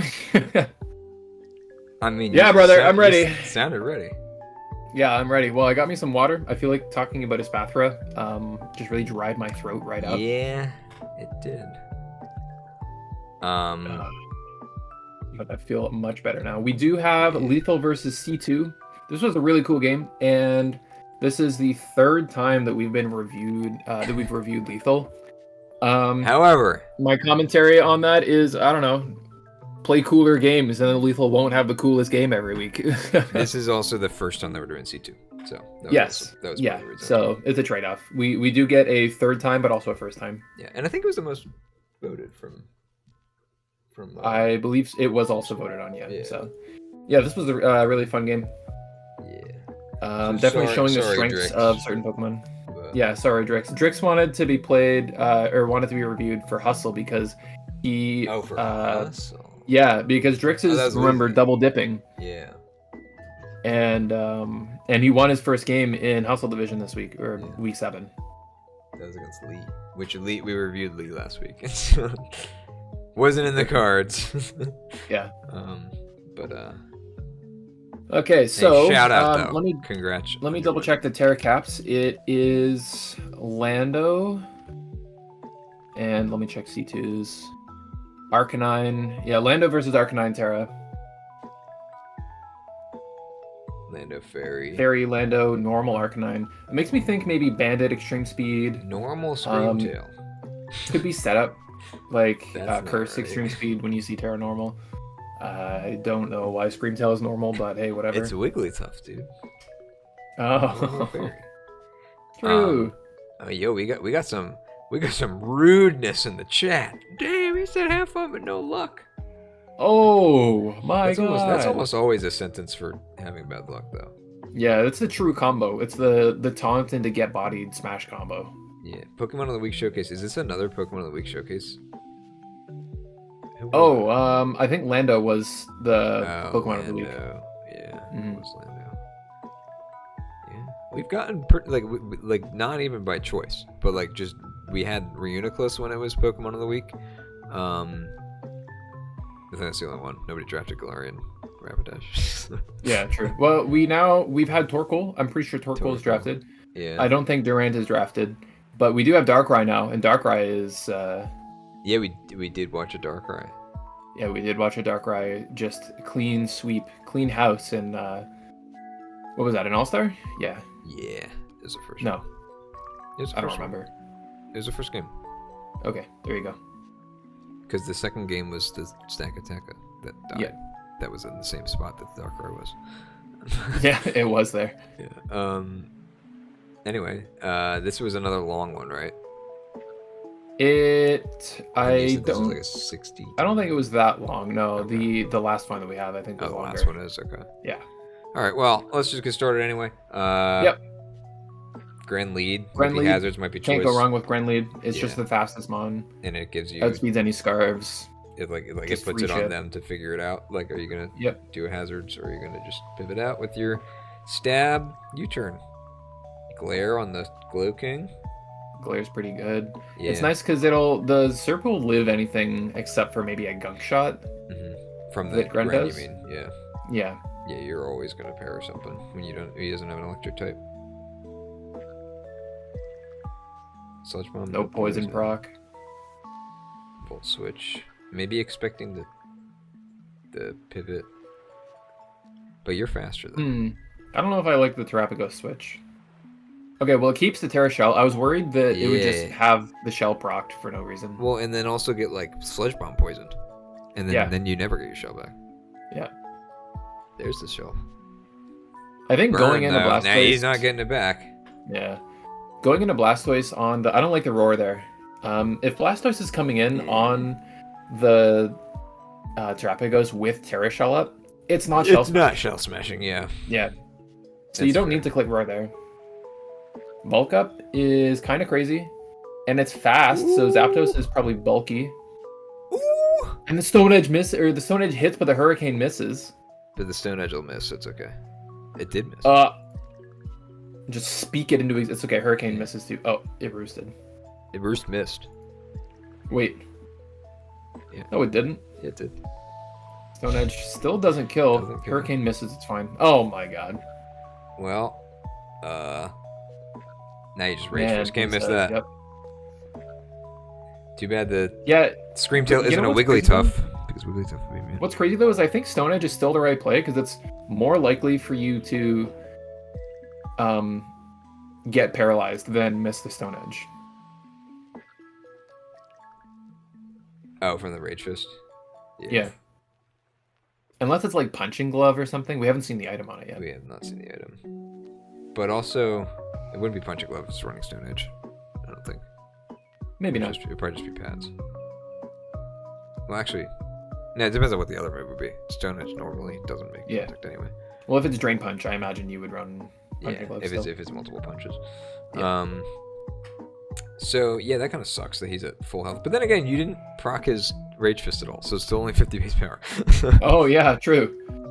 Glare. I like the Glow switch. It's already paralyzed, so you just kind of don't care. And it's not even a bad play to click Glare again, right? Like you force him to bring this out, and then the Leech. Now you're just making progress. Well, the problem is though, what do you have against this Sludge Bomb? Like your Zapdos is down. So I feel like clicking the Leech Seed was actually... was Zapdos ever really a super safe swap for Sludge Bomb? No, it never was. Yeah. But it was like the only thing that you are kind of okay with. Because the only other things with recovery are like Arcanine. If it's Terra Normal, might be banded, and you don't want it taking all that shit. Screamtail's weak to it. And Screamtail just loses to it, yeah. I mean, Screamtail can survive one. It's just you can't really swap it in on one. But we'll see. Let's see what happens here. I mean, anything's a swap if you get full parrot. True. Well, C2's been doing pretty well with that lately. Yeah. It could still be Cobra Berry Slowking. Ooh, and then you swap. I like the Intimidate though. Yeah. Oh, on the DD. The DD. Yeah, because it does kind of prevent him from just clicking Bandit Knock. Like, that's like a pretty consistent swap. Ooh, misses the play. Yeah, not the greatest luck for Lethal Blue. Oh yeah. Then again, you see the Zapdos did it is miss. cursed, like I thought. Curse Arcanine. And he's gone. Switches into Serp though, interesting. Iron Defense. I think Serp should make a double. No, I think the Leech is okay. He doesn't have a swap for Leech. I think it's fine to just click Leech whenever this. Yeah, but the problem is now something has to take a Sludge Bomb, and if you make the read, you can go into the Roaring Moon on the Slowking switch. Well, this Pegos looks like it takes it pretty well actually, and it can't get poisoned. That's true. So we don't know if it has. But it's only a matter of time. Like this does still just Terrapagos does still lose the Slowking. But it could also. So it is a ticking time bomb here. Like if it has CM though, and you're only taking Burn Chip and then whatever little damage the Sludge Bomb. Yeah, it already clicked Roar. I think it's very unlikely that it has setup. Yeah, Roar, Stealth Rock. Yeah, probably not. Unless there's literally set up into just its Screamtail could Encore here. Yeah. And it's not. Oh my! What the? Blizzard. And it ate that. The sub 8. Well, it's Fairy. Yeah, I know. Well, but it's a Blizzard. Drop. Now he Encores. Oh, he Encores the Earth Power, though. Encored. Unfortunate. Well, at least we know it's not Sheer Force. so Wait, Lethal's not cheating. Why wouldn't... You have Encore. Yeah. You are faster. And Blizzard doesn't hit anything else. I don't see why that was a in misplay. any It should have been universe you Encore. don't click Encore first, yeah. Yeah. Because he was already Terror at that point, too. Yep. So the Blizzard isn't even the... I mean, it's probably still the strongest thing you click. You have 45 special attack or 55.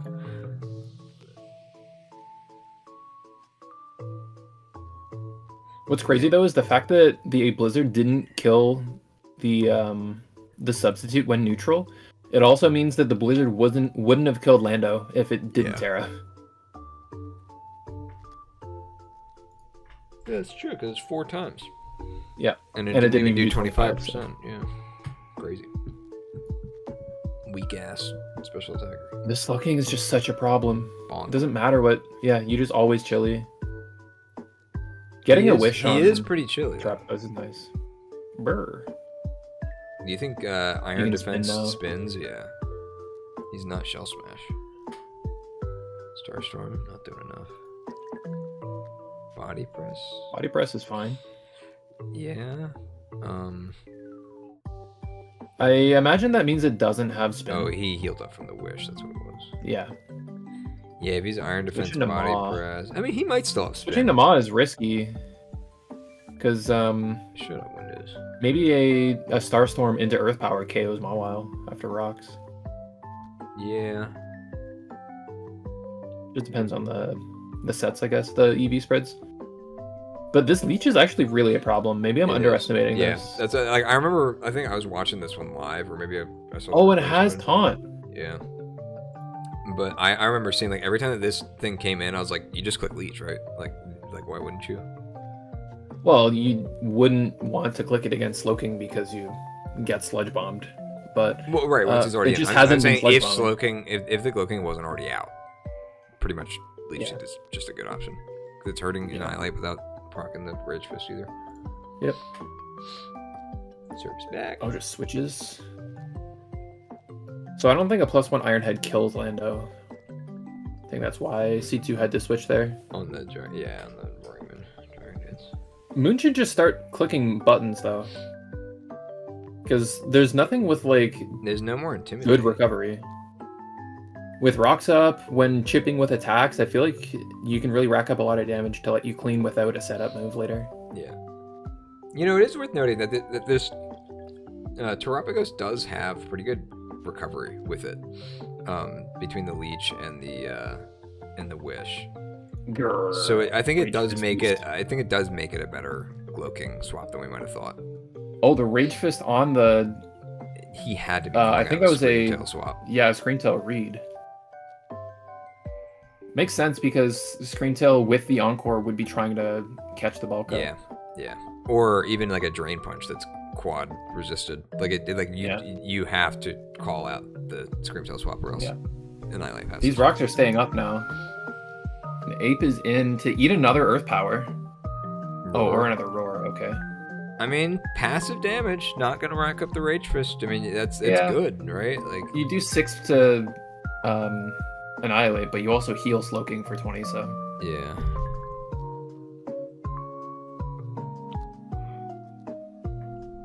Oh, crazy. Gren comes in on the right, 'cause this dies Terapagos on death. Gren, yep. Yeah. I mean, even still, like the Glowking already took the hit, so you're going faster than the Terapagos. I would imagine this has no gunk shot now. Hit him with the funny ice move. Thank you, Neon. Glare. What's the funny ice move? I don't know. I don't know who was out. Maybe Greninja? Okay. Blizzard. Here comes Blizzard. T-Wave. Oh, T-Wave. Okay. Oh, that means that Annihilate should outspeed and can't get encored. Yeah. I'm gonna swap there. Just encore the Does T-Wave, anyone though. need a wish besides Screamtail? I guess. I could really use a wish right now. I thought of the same exact thing. I was like, why did I say does anyone use a wish? As he's gonna pop off. It's like who's in that picture? It's a Mordecai or Rigby. Which one's the one that's the blue jay? What the heck are you talking about? There's that picture of like it's like a really poorly drawn like fan comic thing, and it's I think it's Mordecai. I think he's the bird, and it's him and like one of the My Little Pony ponies, and it's like they're like crying, and it's like I could really use a wish right now. I just think of that every time I hear that. This is so sad. It's like I have no idea what you're on. Hold on. Do you mean like the blue jay from that cartoon? Yeah, that's Mordecai. And Oh, Rigby. I don't know what that cartoon is called. Mordecai and Rigby is the name of the cartoon. I think it's Mordecai is the blue jay. Either way, hold on. Oh, he's looking this up. I'm just gonna get the picture. It's this. Hold on, let me bring this into the other tab. I can just do this, I guess. Why is it? No, I want that. Okay. All right. It's this picture. It's so funny. It's so funny. Alexa, play Despacito. Anyway. I can't believe this is happening. I'm so sad right now. All right, moving on. Okay, Arcanine's setting up curses. Curses. The regular show, Lethal says. Okay. Yeah. Yeah, that's It's an paralyzed, show, but yeah. I don't think it cares too much. It's already slow. Yeah, it's really all it is just the chance to not move Yeah. because you're not caring about the speed on this. Maybe it matters because maybe -2 still outspeeds like a slow. Well, but you're also Mawile. clicking extreme speed, so who cares? Yeah, but for not a in a Mawile. Mawile. Yeah. If it's like slow for Trick Room Earth power does negative too. Well, it is already Terran at least. Yeah. Wait, That's pretty good. If it's already Terra, why wouldn't you click Earth power? Or why wouldn't you click Oh, Earth power is 90. It's not 80. Yeah. Okay, yeah, so it's the same as, or yeah. Wait, Terra Blast is 80. Yep. Yeah, you got stab on both. Yeah, no better option there.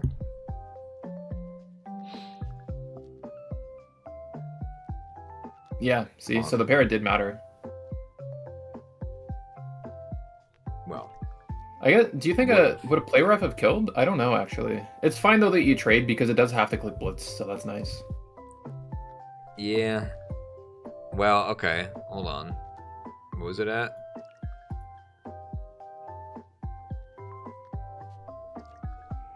So, Mawile comes in and takes rocks. It's a 8. Okay, yeah. Extreme speed doesn't 2-hit KO. Right. Wait, Mawile's paralyzed too. Crazy. Yeah. I forgot. I don't think the difference between Ironhead and play ref would have gotten the kill. Ironhead has the flinch chance. I feel like it's actually the higher percent play. I'm saying that if you're Arcanine though, and you wanted to do something other than Flare Blitz to kill yourself, and we don't know what the last move is, but like I was wondering if the Mawile was low enough that double extreme speed kills, but I don't think it does. No. I feel like it could have just Morning Sun though. The Arcanine, assuming it has it.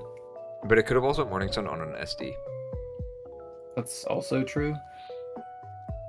Either way, I think it's fine. Yeah, all good. I think the trade is fine. You're still up material as C2 here. Now is the time for if Greninja has Gunk Shot, it's a good time to reveal it. Ice Beam. No, it just has the Ice Beam though. Funny ice move. Dead.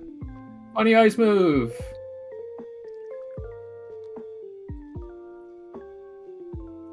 Click it again. Yeah, bonk. DD though. You're faster if you're Scarf. Wait, if this is Scarf Gran, yeah.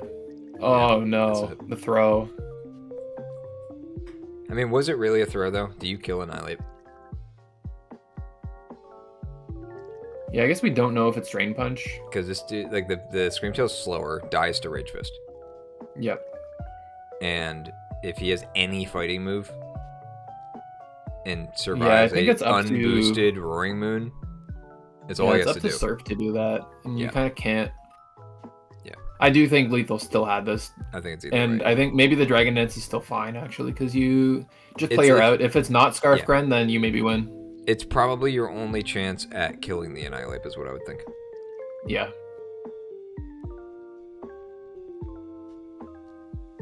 And this might get the... I feel like you can probably just skip a couple turns here, because it'll take a little while for Gren to kill. At the end? Oh, yeah. Okay. There we go. And that had to just be come and click Rage Fist 1. Yeah, so it actually... The Screamtail did kill the Gren. Yeah.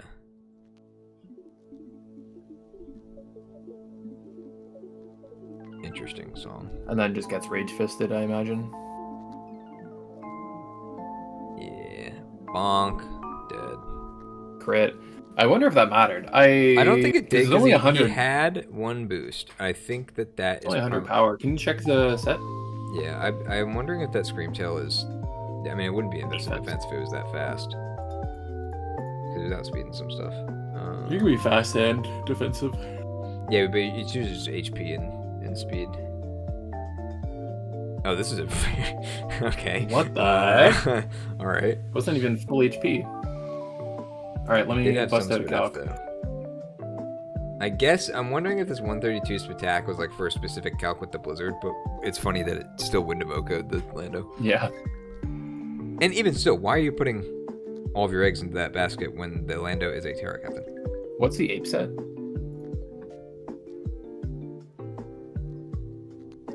Koba Berry. Oh, it was Koba. Some speed. And no attack rather. Interesting. Yeah. That's probably why the Stone Edge didn't kill. Didn't kill Zapdos. But anyway, it was a good game. Rage Fist does 57 to 68. What percent was he was at like 50. He was at like 8%. no, he No. wished up. I think it's like gotta 50, wish it. 58 then, right? It'd be exactly Well, 58. no, it'll be like 64. Or did it have lefties? Oh, it did, yeah. So what was it doing? 64? It does 57 to 68, so the crit mattered. Well, it was still a roll. And you're also paralyzed, so you would have to not be paralyzed, and you have to also kill the Annihilate. Yeah, Gleam does. This is a max SpDef Not much. Annihilate, even though it was only like 94 HP. It's still max SpDef. I Yeah. don't think you kill. No, it doesn't. It does 29 to 35. Yeah, so And this then you bitch die. ran away. Yeah, so it didn't matter. What might have mattered though? What might have mattered though, now that I think about it, is that if Roaring Moon kills Greninja, Annihilate has to click a fighting move or a setup move to kill Roaring Moon. Yeah, Scrimtow's paralyzed. He does. Oh, that's true. Yeah, he wouldn't be faster. Yeah, you're right. It doesn't matter. Yeah. Oh well. GG though. Yeah, very GG. Another close lethal game with Annihilate clutching out, and I feel like, let me double check the diff on Annihilate, but it has been really performing and has been instrumental in Lethal's climb back to the playoff race. Because he was 1-3 at the beginning of the season, well 0-3 rather. Yeah. After 3 weeks, and then he's been 3-4 in his last, or 3-1 in his last 4 games. Nice. 3 and 4 So in his last 4. That's pretty bad. Yeah, 3-1 in his last 4. So he's 3-4 overall right now. Could still make playoffs. He's in 11th with a not great diff for 3-4, but Yeah. with a win. I mean, even like and a good win like diff, this, could we make just it. get +1. Yep. Yeah, unfortunately needed a little bit more. But that's why I think his diff has been so low, is because a lot of it boils down to like Yeah, a get late into the game point where Annihilate Annihilate just clutching kind of out. wins. Yeah. Yeah. All right, last replay of the night. We have Tony for the 3rd time as well. But this is the 2nd time for Skynet, I believe. We were talking about this a little bit, where Truant, I mean, it has less people. And Yep. we've gotten through We're gonna have more repeats pretty this much one. everyone.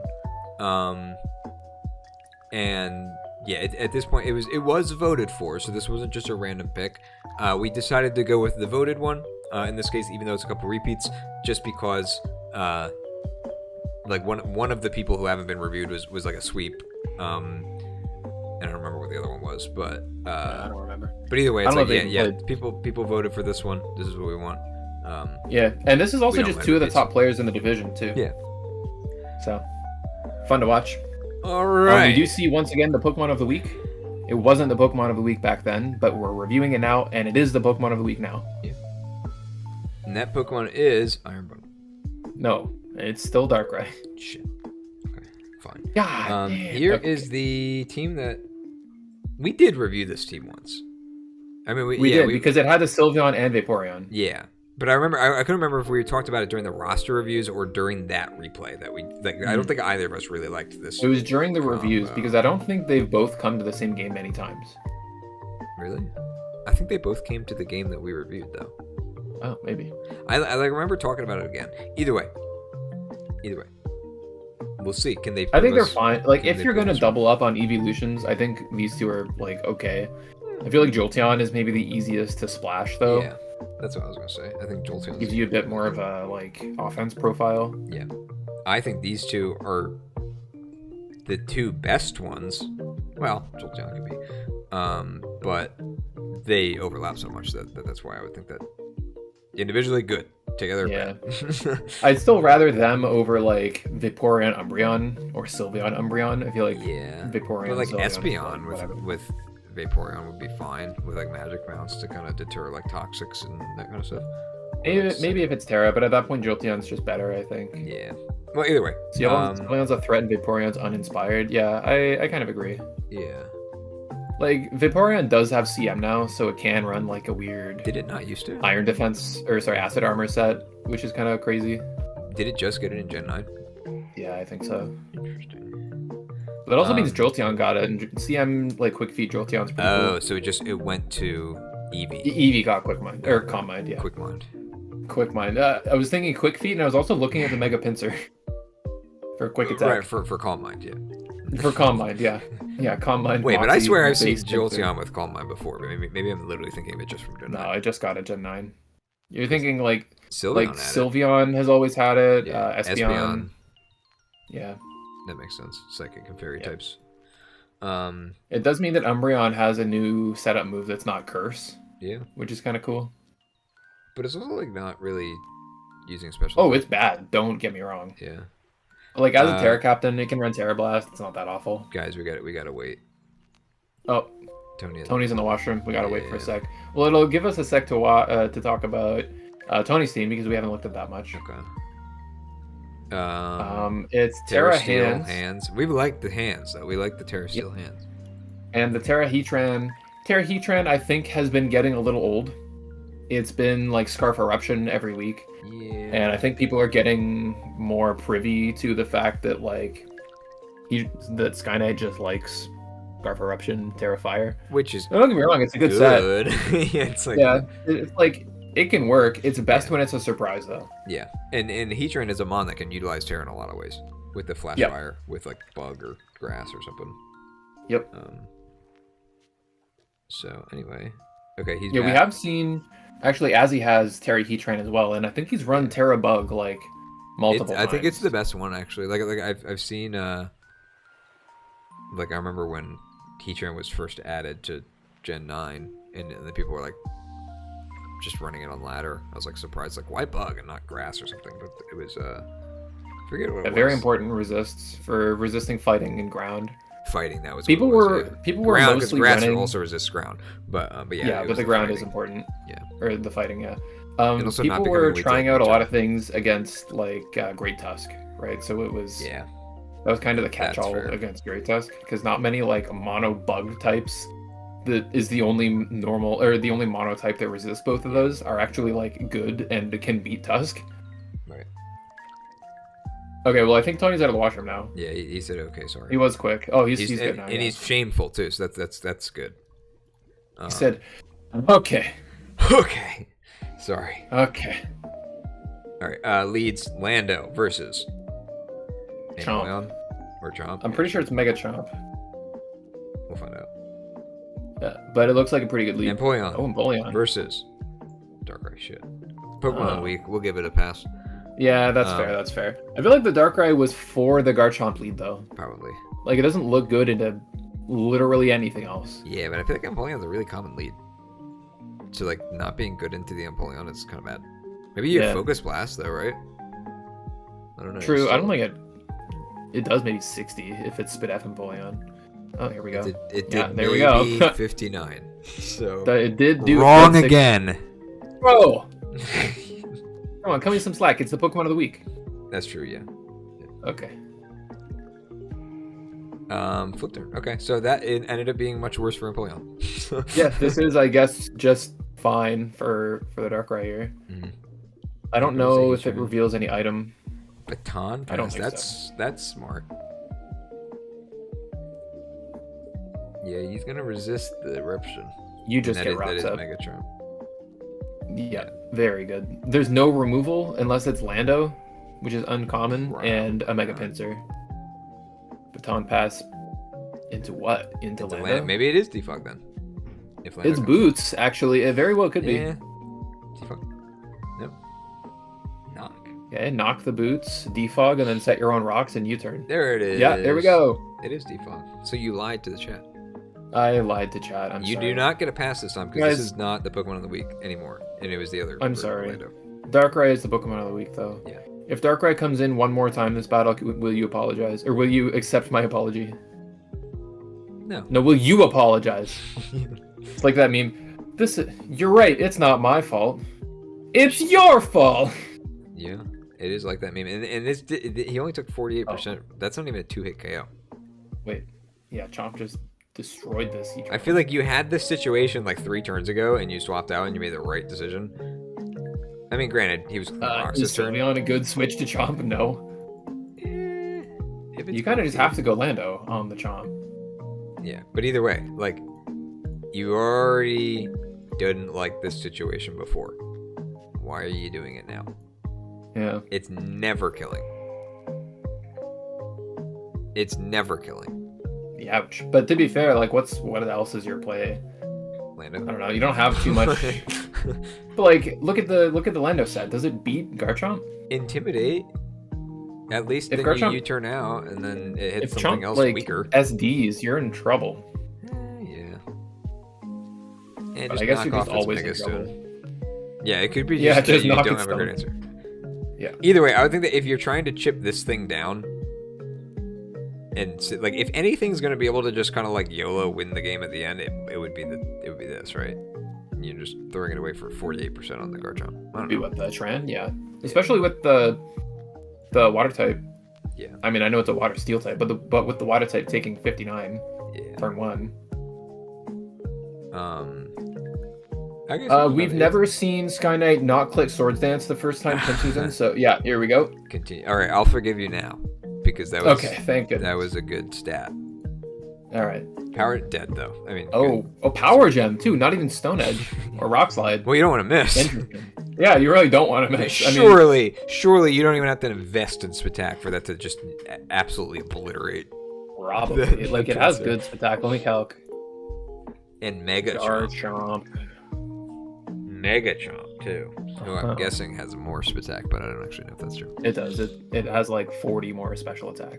Oh, isn't that kind of the whole meme? Is that it's like they were going to give it the speed of Garchomp. They're like, nah, let's Yeah, take some of that they were speed gonna- off and put it into Spatak. They were gonna give it like 20 extra speed, and they took it away. Which Yeah, I think, to well, be and fair, they put I it think into Mega Spatak, Chomp. I think. Yeah, I think Mega Chomp being bulkier and like more badass is, I don't know, I love it. I think it's a good idea. I think it's unfortunate that it didn't really work out because when you become bulkier and your ability is not becoming bulkier, then you're just losing the ability to hold a defensive item. Whereas like Venusaur is one of the only ones where it like actually kind of worked out because it's, or even Aggron too, where it's like when you get a defensive ability that makes up for the fact that you can't hold an item and you get more defensive stats, then it's better. But when you're, I think it can go either way. Like, if you get offensive stats, if you get an offensive ability, it lets you run defensive more because you don't have to, like Mega Blastoise, Zardex kind of thing. Like, you can run bulky on those easier than you can their base forms, I think. wait, but Blastoise is an offensive ability. Yeah, both of those are offensive abilities. So you can invest in defense and have similar offense, is what I'm saying. Oh, yeah. No, I'm just saying if you're comparing it to like the better, like the other original Mon, though, it's like, I mean, granted, it also just kind of helps that this is just a shit ability to have, just in general. Yeah. But I'm like, part of the reason why defensive Chomp, who also doesn't have a healing move, right? Like at least Venusaur has like Synthesis. That's why it's kind of unfortunate that it became the tankier one, because yeah, it's cool, but also, what if you were just faster and stronger? Yeah, I mean, it would have just been banned. I'm thankful that it wasn't banned and that it is actually like draft viable and not OP because I like the Mon. Yeah, I think it's cool. Yeah. Okay, so we do. What did we see? Oh, we saw. Oh, right. I calced the Power Gem. It's a guaranteed KO with no investment against a no invest Mega Pinsir. Is it negative, like negative nature though? No, it was like naive or something. A neutral nature. I guess would be. Yeah. With Jolly, it's a 97 to 115 Power Gem. Nice. And then you just have Ice Shard on bundle or something stupid. It doesn't get that. It doesn't? Nope. I thought it maybe it gets Aqua Jet. Doesn't it get like one shitty physical priority move? I could have sworn it did. Yeah, I mean, you're making me sure? doubt Are it. you sure it doesn't have Ice Shard? No. Iron Bundle, Ice Shard. I'm pretty nope. sure it is. Aqua Jet. Nope. No, huh? Why did they get an Ice Shard? Yeah, I don't know. Didn't we talk about this last week? I don't think so. I think we did. We talked about Ice Shard on a Dawn fan last week, I thought. I don't know. Someone can go peruse the VODs if Go they so check it. choose. Not about to. Yeah. Ooh, Yeah, Power Gem is a good call. Wow! Whoa, baby! Yeah, the power gem was what good. Happened? Good call it. Oh, it was the power gem. It was the power gem. That's their reaction. I think this is fine. Like Champa's done its work. It killed the Heatran. Well, this thing's also You're not fine. a threat if it You're doesn't fine see. to. Yeah. Well, It's a threat, but wait. it's not like the Yeah, Pinsir. like, I mean, it's not the sweeping only if it way- doesn't SD on that turn. Yeah, I think the way you lose the game is if Pinsir gets a Swords Dance and just KOs everything, right? Yeah. So I think it's fine that you just say, I don't want to lose the game, and I'm willing to take the 50-50. Yeah. Knowing that Sky Knight was kind of on the ropes, right? Wow. 18%. And it might even be choice because it's baton. I mean, I don't know, but like that's its pivot move, right? Like if you were gonna run a move that's Wishing up. You can go back to Lando here Wish. now. Oh my god, what the...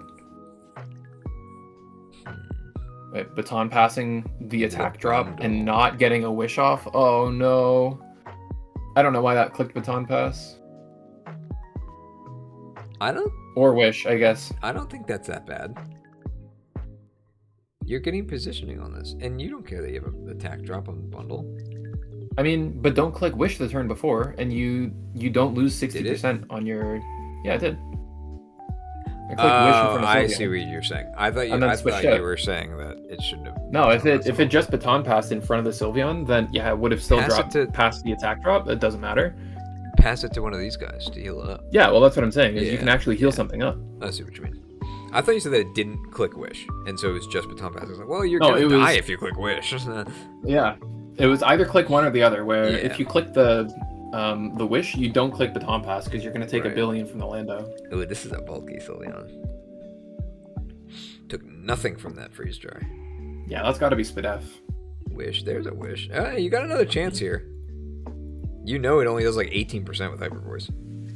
You might even heal yourself up first. True. Yeah, I think this the is fine. fairy type though. Maybe it's Sludge like Wave? Roselli Berry, Sludge Wave, Sludge Bomb. I think it has. Ooh, Sludge Bomb. Yeah, but onto that's a that gets you the Empoleon heal. But now you're back to where you were. It's his choice though, right? Surely, if I The think fact that I it think switched, specs. I think that's choice. Well, I think also just the damage from the Focus Blast might be saying that it's specs. Burn. I feel like it's more likely Scarf. It has a Flip turn, crazy- nerfed. Oh, Water Absorb. Oh, Because he got the owned Yeah.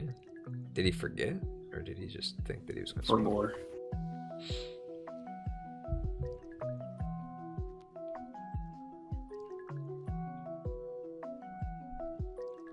Yeah, I think there's a lot of wish passing in the coming turns. Yeah.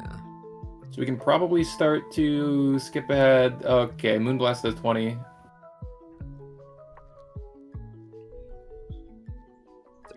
Darkrai's in on the U-turn though? On the foul play, okay. 14. Probably doesn't do that much though. Yeah. Yeah, this can roost. Or you Okay, or U-turn. Well, you know, like you're Into surrounding hands, I would a lot imagine. of stuff from that at that Yeah. point. There's no good switch for hands. Well, hands is Terra Steel. Oh, you mean yeah. Sky Knight doesn't. I mean, it has to be exactly Lando. This What is not. the- Oh my! Never mind. He There's a didn't good switch Terra. for hands. He's Terra Steel. Why didn't he click It Terra? is Terra Steel. Why didn't he click Terra? I couldn't tell you. Maybe it wanted to stay resistant to Dark Pulse. No way. That's crazy. Could have sworn I hit Terra. But yeah. Oh, he tried to. Yeah. I mean, crit's still pretty massive. Like even if he was resisting that. Yeah, it still would've done a lot. Good chunk. Yeah, you did forget, unfortunately. Unforge. Psychic noise. The sign always looks strong. Like it's into 2 Wish Passers. Yeah. The interesting thing about the interaction with Heal Block versus Wish is you don't have to, like, if you click the sign noise before the wish happens, you make the wish fail. Yeah. But you can also, If it's already up though, you just switch. if it's already up, you sign noise the thing that's about to receive the wish, and then it fails again. Yeah. So it's easier to block a wish than it is a synthesis, because it doesn't matter about your speed. Right. Water absorb. Well, you didn't really need the wish. What are these nicknames? I just noticed So. That team is So last season. Oh, because last season Tony had like Darkrai, Heatran, Petrarunt, I think, as the core. That team is So last season then. What is this? Mr. Pincher, Pixie, Choo Choo. So these are all independent names, not Smoke, Thundercat, and Nightmare. Wow. No, it's Nightmare! Well, this would also be Choo Choo. And this would be Mr. Pincher. Yeah. How much PP does Psychic Noise have? Good. I think it's only like 16 total, right? Yeah. I feel like the Psynoise PP is actually going to come into play here. Yeah. Wishing Chomp. This could get burned. You have yeah, 30, that sucks. You have 32 wins between, or wishes between these two. Mm-hmm. Yeah, these skull burns are hitting. He got an Empoleon. He got it. Maybe that was the only other one. The Power Gem. I guess that's for the Lando switch. That did negative damage though. Yeah, well with the burn. Yeah. Well, Power Gem. Oh, Power Gem. Yeah, I was thinking. It's quick. But like, how do you break the Florges? It has to be specifically like a poison from Sludge Bomb or Lando But EQ. it just has way less PP to deal with. If this is the only thing against these two and these other ones. Yeah. But you do just get to kind of click Moonblast. So he has to choose whether he wants these rocks down. Oh, he goes for damage actually.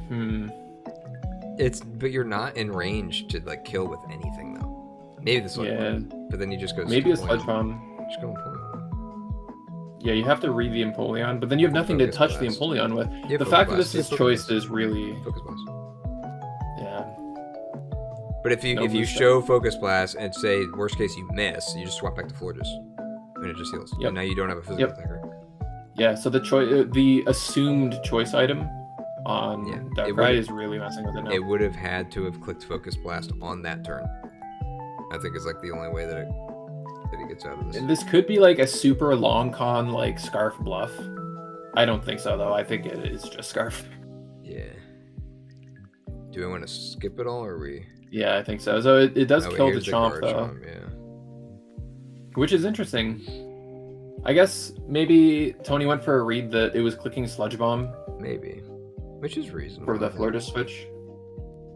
Now it's healed back up. As soon as it wishes, gets this wish off, you sacked your Lando for nada. Yeah. And you just click Psychic Noise, so now he can't pass it. Can't pass a wish to anyone. Though, wait a minute, hold on. You could wish before the Psychic Noise. Yeah, and go to Darkrai. Or I was going to say Baton Pass. Or does that... Oh, that passes the heal block. No, that passes the heal block. So really, it would have to be Darkrai. Who you don't want to swap into a Moonblast on. So... Protect. Okay. Just waiting to see what it does. Yeah, I think it's just the long con now where you're stalling for Psychic Noise PP. 11. Then maybe just Moonblast because he doesn't have to heal this turn.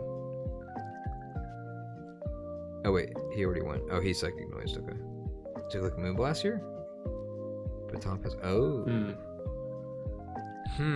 I think that's worse for you because now he knows he can. Wow. Okay. Went for the Sludge Bomb read. Yeah, he was reading the swap back. I think this is fine. Tony didn't need Empoleon like at all. I think unless it has Flash Cannon. I think that you do still want Empoleon here because as soon as Empoleon's dead, you don't have something that can just like he just clicks Sludge Bomb then. I think it's really important that you have the Sludge Bomb immunity on the presumably choiced Darkrai when your Mon that's winning this game is weak to poison because he can never confidently click it as long as Empoleon's up. That interaction can only happen a couple more times though. These rocks are up to stay, and what's Darkrai at now? 35. Yeah, it's only coming in a couple more times. That's what I'm saying. You just click Focus Blast. If you're Darkrai, because you can't keep playing that game, and he can. Well, then again, you have two Wish Passers, and the Florges isn't out yet. Yeah. And the Darkrai is the one Mon that can swap in on Psychic Noise. Yeah. So you do have a chance to heal it, but so does Empoleon. That's why I don't really like throwing away Empoleon. you make it so that Tony has to make the read that you're going Darkrai, which is Yeah. like, at least it puts the ball in his court to let you not back into the game, you know? Yeah, but there are also times where it's like, if Floyd just has enough health to just click Moonblast either way. So there's no real reason. Yeah, not honestly to. true. Yeah. And you can Although always this is starting to look, noise. this is starting to look like Iron Bundle can come in and Probably, start yeah. cleaning soon. What's throw low enough? I mean, Scarf Darkrai probably kills him though, right? Yeah, that's true. If it's Scarf. We don't know for sure. It might also just be Specs. Moonblast, yeah. Yeah, the Moonblast is good. That's gonna not kill because of lefties. The fact that Florges is faster than both of these the Wish Passers actually means that you never really have that play in your pocket of wishing Unless into it's- Darkrai, right? Unless it's in front of one of these, and then you click Wish, and then you swap. Yeah. Like if Floyd just comes in on the Wish.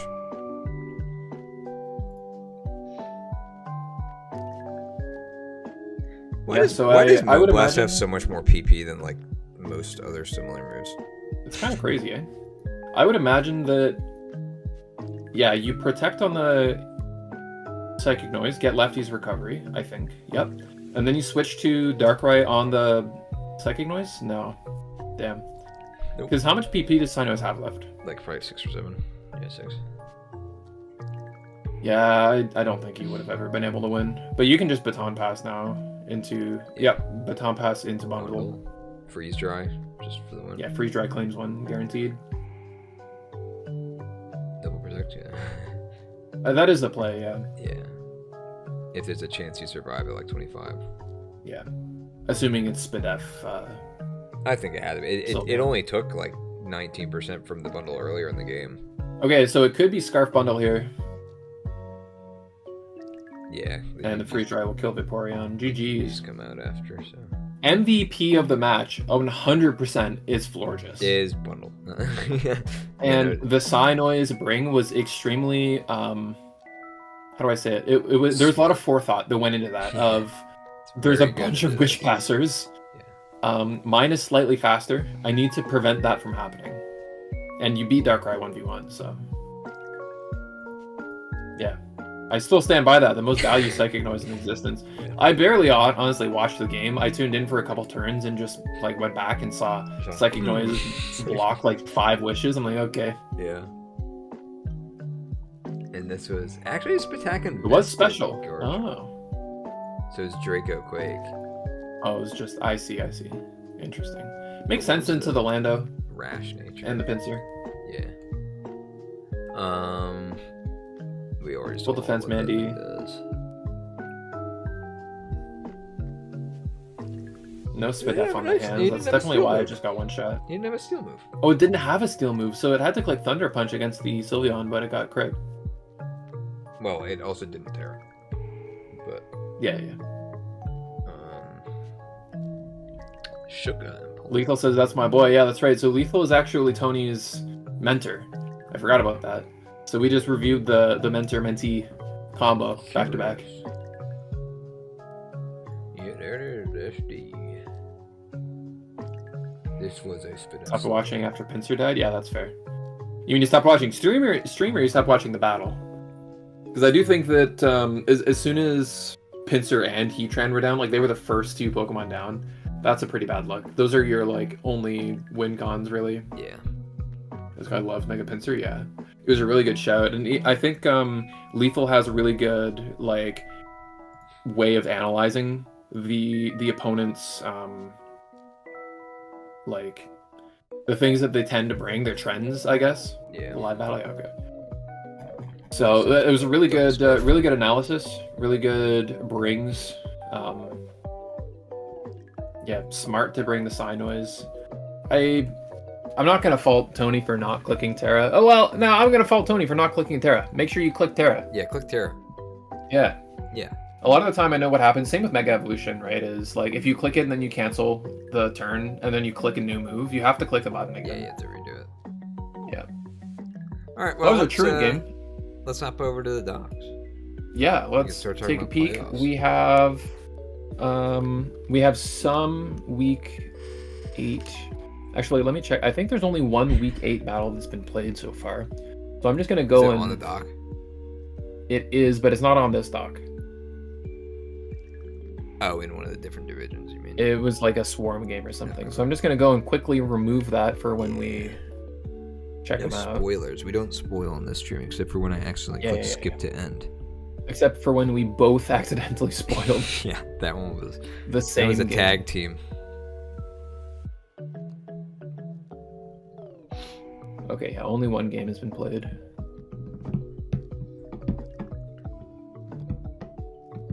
Funny because the one person who played is in chat with us right now. Yeah, I think it was Drix, right?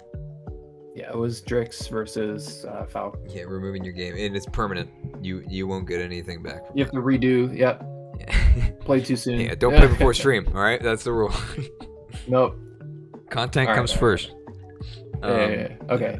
So it has been reverted temporarily. Temporarily. We see last week if you don't give us Twitch Prime on YouTube. Yeah, Twitch Prime. On YouTube. YouTube Premium. Join our membership. Our exclusive. What's the name of it? Yeah, you have to like join with. I think it's just a membership. Thing. Yeah, I think they just call it membership. I don't think we have any monetization set up. We do not, and we won't. You could put $5 in my pocket. Yeah, you could do that. That's a pretty surefire way of supporting. Anyway, so we Goater's in first. Yeah, Goater in first with a high diff. Right, crazy that the top. I'm down. 3 of the top 4 seeds that are 5 and 2 are within 1 diff of each other. Yeah, this is really tight. Yeah, extremely tight. I last week was the only 5 and 1, so I had like solo. I had Grippa first. Lost to Goater last week though, who stole grip. Who ended up leapfrogging me. Same with Azzy, leapfrogged by 1. And Overmat, I think has lost a little bit. Yeah, he lost a couple, which was surprising. He was 4-2. And what's crazy? You know what's absolutely insane? Nobody is safe for playoffs right now. Yeah. At 5 and 2, because there are 9 people potentially who could end 5 and 3. Yeah. It does mean though that you do need at least 4 wins. So -9 anybody at 3 and 4 is that still really in play? I think it means that he has to 6-0. If Zeb 6-0s, Polito will have to lose by 4. Gensuzu will have to lose by 5 just to tie. Mm-hmm. And at least one of Riceman or Alice has to also lose by 6. Yeah. Seems, I think, unlikely, unfortunately. I'm functionally Jortson, safe. though. I think I need Jortson to 6-0. Well, Jortson at 4 and 3 with -2 is interesting. I don't think we've seen. Have we seen a playoff where Zeb and or Jortson haven't made it? I think we've seen Zeb not make it. I don't think we've seen Jortson not make it. Crazy. Alice is looking pretty good though, and Riceman is definitely under where I expected him to be. Under what? Under where? Dude, you can't say that on stream. Oh, as he says, Goater is safe. Probably diff. Because I guess if he gets 6-0, he goes the to lowest 5 he and could 3 go. plus 5. Yeah. I don't think that can go below. But is it Riceman is like the closest 4 and 3 plus 2? No, what if everybody who's 4 and 3 wins 6-0? It would have to be Potentially, Jortson. like, I don't know It would what- have to be Jortson being able to end up higher than Goater. Yeah, well, exactly, Maybe because plus there's 4 to plus 6. I don't think it's possible. Now it depends on if any of the people who currently have 4 wins play each other. That means everybody with 5 wins is guaranteed. Because then No, but at least I think one of the I think Goater's safe either way. Because everybody who can get 5 wins will either already be in playoffs with him or it's Jortson. Nobody else can get 5 wins besides Jortson, and Jortson can't pass him in diff. So having 5 wins and not being able to go below the 9th place spot right now means that he's guaranteed playoffs. Yeah. Whereas that's what Azzy's saying. If Jortson 6-0s and Azzy gets 6-0'd and everybody else who has 4 or more wins also wins, then Azzy's out. So if any of the 4 and 3s play, none of the 4-3s play each other, which is crazy. So everybody in a playoff spot plays somebody not in a playoff spot. Wait, who is Jortson playing? Monkey Boy. Okay, so not somebody who's up here. Yeah, Monkey Boy's out. And then what was the other one? Oh, Azzy. Who is playing Polito. Who is also down here. All you have to do is not get 6-0'd. It's pretty easy. Yeah, so you can just run a bunch of like Sash, Endeavor kind of jank sets to guarantee. I don't think anybody in that position is gonna be like gunning for that. But yeah, there are ways to like just make sure that you get 1 KO. Like just run a random scarf like final gambit kind of thing, right? Yeah. And you're in.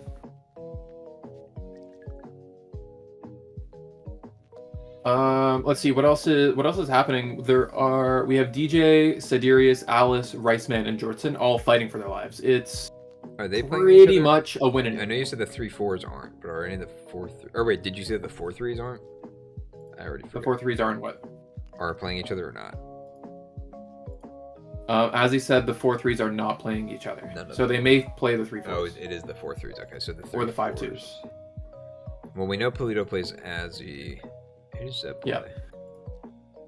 Wait, but we said that Zeb's probably too far out at this point. Yeah, Zeb's out. Or no, Zeb is not out. He's 3-4. Rice man. Oh, but his diff is but really 4-4 minus 9. Zeb needs the planets to align to make it. Yeah. He is playing Rice Man, who's somebody who's towards the bottom of the playoffs right now. Right, so like if he gets to 6-0, like that might be the person to get it on. But even then, because you'd be -3, you'd be -3-4-4, and he'd be -4-4-4. So you could, if he 6-0s Rice Man, he could take that spot, but then he'd also have to pass all 4 of these people. Yeah, or all 3 of these people rather. It is kind of crazy how close this is right now. But we say that every season. No, but like crazy. This chunk isn't safe though. Usually it's like there's like one domino that determines everything. There are a couple of these where it's like your own match can matter for that, right? Do you remember season 1? No. Were you even around season 1? I think you were. I was in Swarm though. Yeah. Season 1 Hustle, I think it was like Jortson and Zeb were like 7-1.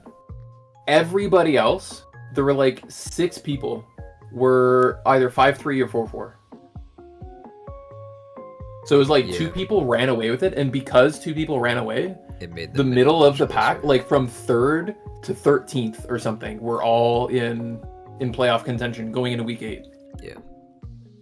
And then people still lost based on diff, right? So. Right. Or still lost like playoff spots to diff. Wait, I wanted to check Monkey Boy. Yeah, so he had another forfeit, not last week, but the week before. Yeah. So that's 3 forfeits. Or 2 forfeits. Never mind, I thought that was a forfeit. Yeah, one time he forgot, one time he had exams, and he got a forfeit win as well, I think when Polito wasn't around. So, I thought he was having to play that. He's only played 4 battles. Didn't he end up playing that? That was Elamir. Didn't Elamir replace? Oh, did he play? Oh, I guess so. And he won. Okay, so he did play. He would have played Max, though, still. As in Zap were 8-0. Okay, I am thinking of season 2 then. Either way. I think we got a pretty good picture.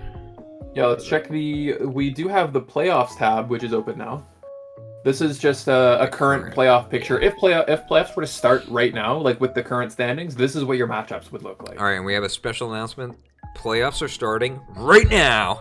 Right now, Overmatt versus DJ Barara. He would hate that. Yeah, that's why we're doing it. Matt does not want to play DJ again in playoffs, especially in round 1 of playoffs. Yo, can we get some tiebreakers that go this far down so we can get a coin toss live on Discord? I think we've gotten to week 8 differential before. Yeah, that's crazy. That's crazy. Longest win streak. Jesus, that's Yeah. that's wild. Azzy would love to play Alice. I feel like Alice is another dark horse, but didn't you also beat them last season in playoff? She's your reverse Matayoshi. You just can't lose to Alice. That's funny. Where is it? Oh, 4-3. Yeah.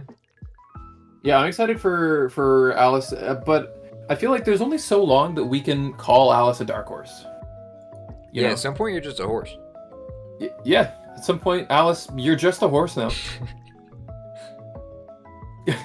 Now, Fennec was the dark horse. It was Fennec and Alice, who were recent promotions. Yeah, in Hustle. To All-Star, or no, Alice. That was the Alice, I think, dropped season 4 and then came back season 5 for All-Stars. Yeah.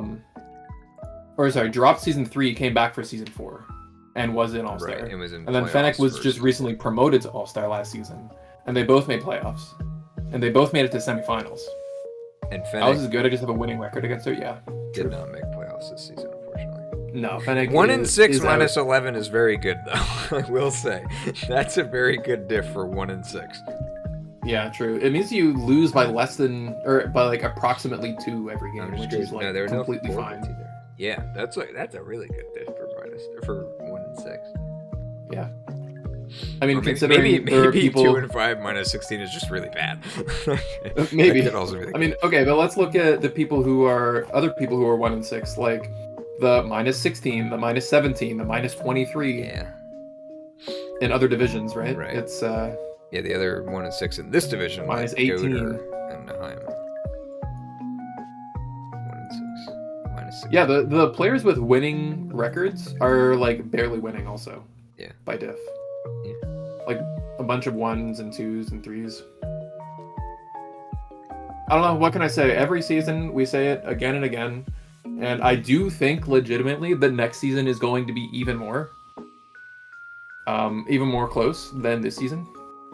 Kind of the same reason that we think Hustle and Swarm will be more accurate next season as well. Yeah. Wait, Speaking of good diffs, Gensuzo has a solid shot. He has a really good diff. Yeah. But that's also only 1 better than Polito, who has the same record. I mean, he still is more likely to get in than Polito. More likely, yes, but I don't know. It doesn't stand. Maybe that is a good dip. It didn't stand out to me as much because there's somebody right next to him at the same record. But it is a losing record with a positive differential, which is always good. Well, if he wins, even if he only wins by +1, he's at least gonna pass. Who's he playing? Alice, Riceman, and Jortson if they lose. He's playing Guaranteed. Siderius. Wait, he's playing Siderius. Yeah. So wow. Okay. He can just completely take this spot. I mean, again, we have somebody in between, but he could theoretically take this spot if he wins. It would have to be +3 or better, right? +3, yeah. Because he'd be -3. And then let me look at their strength of schedule. Well, isn't it head-to-head first? No, there's no head-to-head. Oh, we don't have any head-to-head. No. I can't believe we have a coin toss before we have head-to-head. Wait, this is insane. Well, it's because not everybody plays each other. Yeah, that's true, yeah. So, this is actually crazy. Gensuzo and Siderius have the exact same strength of schedule. So, if Gensuzo beats Siderius, his strength of schedule actually goes down. And Siderius will have a higher strength of schedule because his opponent will get a win. So, Gensuzo has to beat Siderius by 4. Because you can't let it get to strength of schedule. That's wild. Because you winning will make you lose that time. I almost feel like that highlights a very big issue with, yes, you don't always play each other, but I would almost think that this tier should just be head-to-head, or if you didn't play, strength of schedule. Because what you're trying to emulate is if you played, who had stronger games, who played the harder players, because you can't compare head-to-head. You have to see what the equivalents that they played against were. If you have the head-to-head, it should just be head-to-head. But head-to-head has so many implications of like matchup, which I don't like. A coin toss is a 50-50 chance. Yeah, but if you have the best draft in the league, like by far, and you ended up losing to one person. You end the season 7-1 to the other best draft, but that one happens to have like a good matchup into you. I don't think that should. I think your standings over the course of the season and having a tiebreaker in the playoffs against them if you're 7-1, and that person was your only loss. Yeah, you're playing for seed. You're playing for first and second seed. If they're also 7-1, you're saying? Yeah, if you're tiebreak against a 7-1, and you're fighting for your seed, which is an important thing. I mean, but it is kind of like random, but I still think that having a bad matchup is part of the game, because you could have a bad matchup that makes your win-loss worse. Yeah. Like, you could play somebody that the other person didn't have to play, and it was a bad matchup for you, and that you have one extra loss. That doesn't mean like, oh, well, they didn't play the same people, so that one loss shouldn't really count because they had a bad matchup. It never does matter. But if you get to 7-1 by playing people who are better than the people that your opponent played, you had a harder path to be 7-1. Cool, win the head-to-head. But then it's so much emphasis on that exact matchup, which I don't particularly like. But I think that's fine, because that's the game. The game is having good matchups. Like in playoffs, you're not going to say, "Oh, well, that was the bad matchup." So it's like 1 seed versus 8 seed could be the worst matchup of all time for the 1 seed. Yep. Sucks. You're playing the 8 seed, right? Like, you could be out of playoffs. So there's a couple things. There's a couple ways that we could change that. One is we make it best of 3, so the bad matchups are easier to circumvent, which is fine. It's just not viewer friendly and it's not schedule friendly. And another is we let the seeds choose their opponents. I've seen that in other leagues too. Mm-hmm. I think it works with an 8-person playoff. But either way, I just think that head-to-head should be above differential in tiebreaks. Yeah, it shouldn't be replacing strength of schedule. And if you're gonna have head-to-head anyways, like let's say I end the season 7-1 plus 50, and somebody else ends the season 7-1, beats me and has head-to-head, but then is like plus 6 or something at 7-1. Maybe that's not crazy. Yeah, it's possible. Yeah, it'd be crazy. You get swept once and win +1 every other game. Yeah. Well, I don't know. It's things like that that. I don't know. I still just think that I personally don't like it. That it's because specifically the exact scenario that just came up, where you do not get rewarded for beating that person because you are making their strength of schedule stronger. Like, that's why I think it can replace strength of schedule, because you're already playing directly into their strength of schedule. Or we just say strength of schedule doesn't count if it's a head-to-head. Like you take that out of the strength of schedule equation, because that's the thing, is that the head-to-head still matters here. It just matters the other way, where it's like you could screw yourself because you looked stronger against them, or because you gave them a loss to a stronger player, and that made their strength of schedule stronger, and it hurts your head-to-head. I feel like that's less fair than saying you had a bad matchup in a game about building a good team that covers as many matchups as possible. You know what I mean? Like, I understand, but disagree. That's all. All right, I'm ending stream now. Okay. Yeah. All right, let's go to hustle. Yeah. Okay. This is much. What is it here? Holy it's shit. Another. Wait. So it's a weird case to where -11 +18 to -23. Yeah, it's another weird case where nobody has 3 wins. Huh? And there are 9 people with 4 or more. Wait. Oh, nobody has. Okay. Nobody has 3 wins. So it's like, exactly. I thought you were like nobody has at least 3 wins. Like, nobody has that's exactly not true. There's 6 and so 1 this point. means that everybody with 5 wins is. Sorry, not necessarily. Everybody with 6 wins is guaranteed.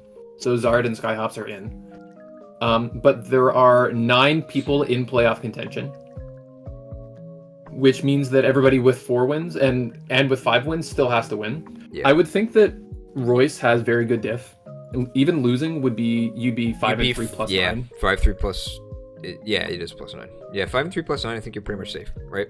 Plus 9 actually means that Matayoshi can't catch you. Yeah, so he's 100% safe. So Royce is safe. He's the only 5-2 that's safe. Yes. Yep. No, Matayoshi. Who's Matayoshi playing? Dre. Oh, is that a forfeit loss? Or Eager? Or is that just not?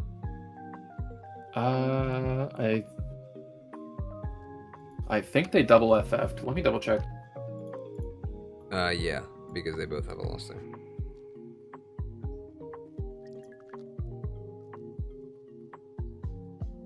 That's kind of unfortunate because if he had played that out, or even just taken the forfeit from somebody who, checking now, it was a double FF.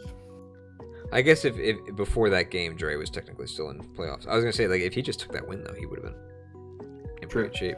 Oh, people who got a win. Everybody who was 0-6 last week got a win. Yeah, I saw that. That's nice. Dolce got a forfeit win. Oh. Woo! Let's go. Yeah. Wait a minute. Hold on.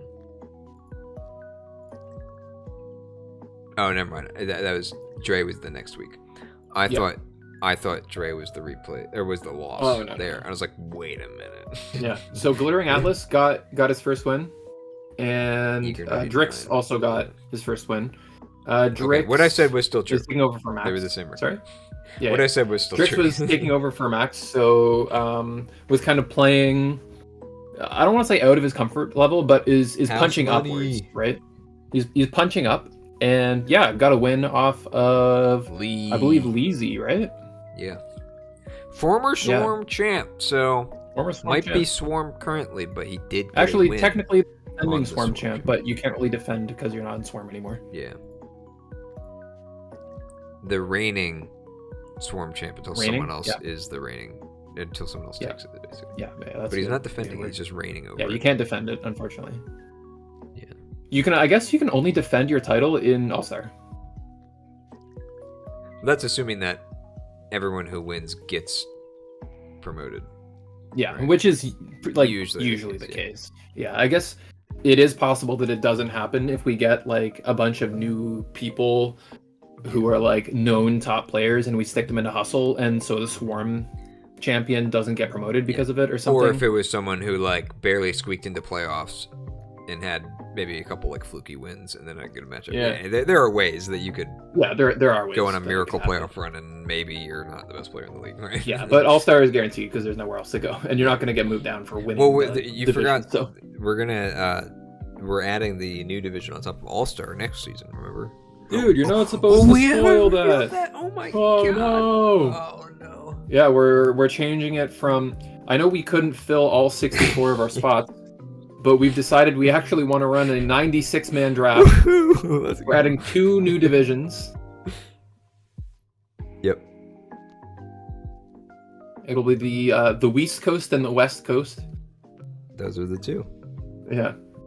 Right, Atlas was really hyped about his win, and I know that Matt actually made me a wager at the beginning of the week saying this is going to be the week where Atlas finally gets his first win. And I took him up on it, and he was right.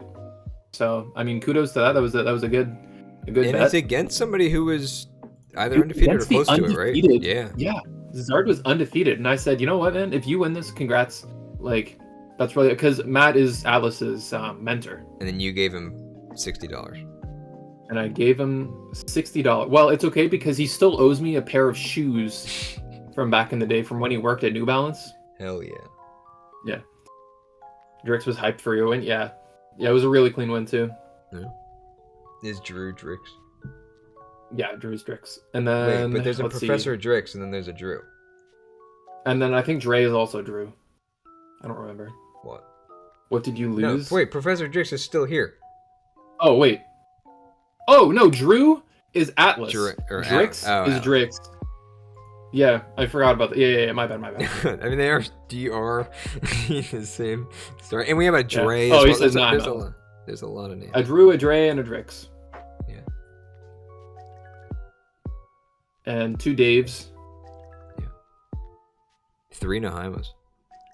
3 Nahymas. God, our division would be so sexy if there were 3 Nahymas. Yeah, but you throw 1 Matayoshi in there and you're all done for. Dude, shut up. Let me change my YouTube account name. No, don't worry about that. It's okay. You should actually legally change your name so that we don't get confused. So looking one more time at the standings here, there's actually very, very little wiggle room as opposed to All-Star where like people can get in huge 4-4. Yeah, like 10th and down are eliminated, which might be the most lopsided we've ever seen at standings, actually. It's literally just this. And that's why that forfeit loss is actually huge.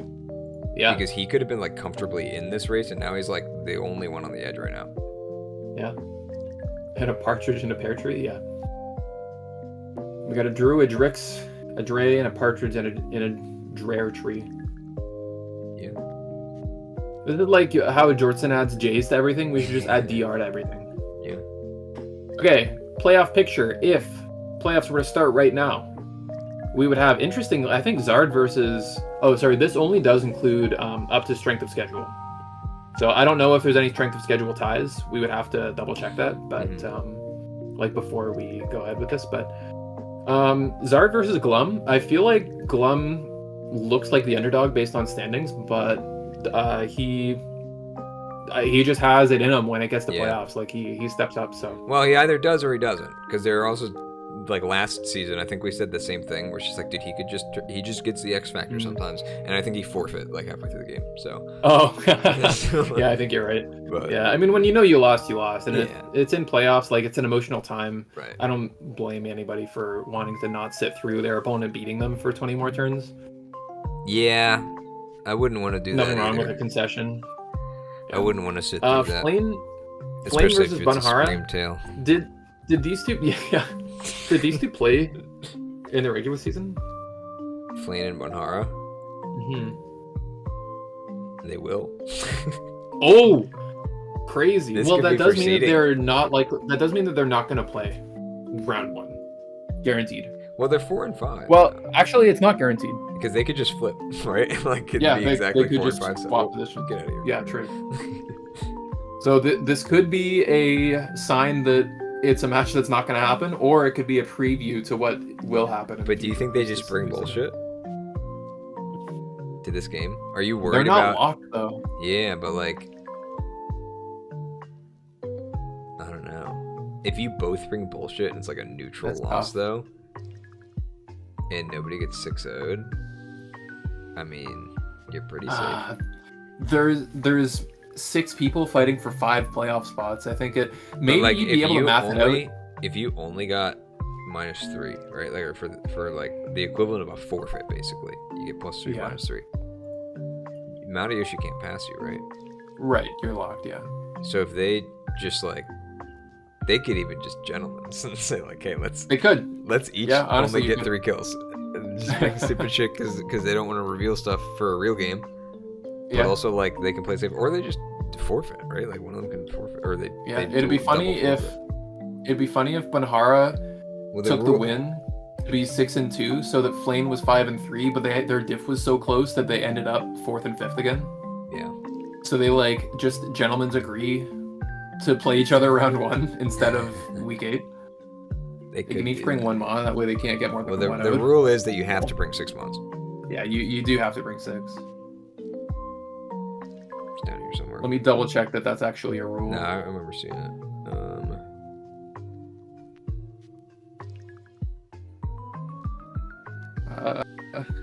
Might not be a rule. Or maybe is there a all Pokemon? It doesn't say. But your differential is based on how many months you have left, so you would like need your opponent to also actually only bring 1. I guess that's a rule I gotta. Yeah. I don't like people only bringing 5. I feel like it's kind of BM, and I think it's abusable. So I feel like most. I thought that was a rule. That rule, yeah. Yeah, I thought that was a rule, and it's technically not. If you want to do that, go ahead. Yeah. Are we sure it's not like in one of the draft rules? Like you have to bring all 6 to the game. I did Control F for 6 and for the number of and for the SIX, and I didn't find anything. That means nobody has 6 in there. No, they do. It's how many you have left when you win. Yeah. Yeah. So you. you do need your opponent to actually honor what they said they're going to do, or else you just get 6-0.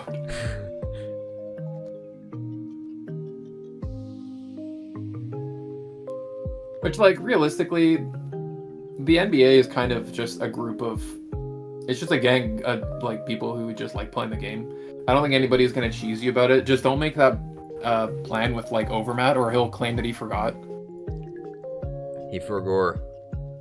Oh, we were gonna bring memes this game. Oh, I forgot. Oh no, I didn't bring memes. Oh, he shit, forgot I'm until so 2 sorry. minutes before the game. Oh, I forgot until 11:58 p.m.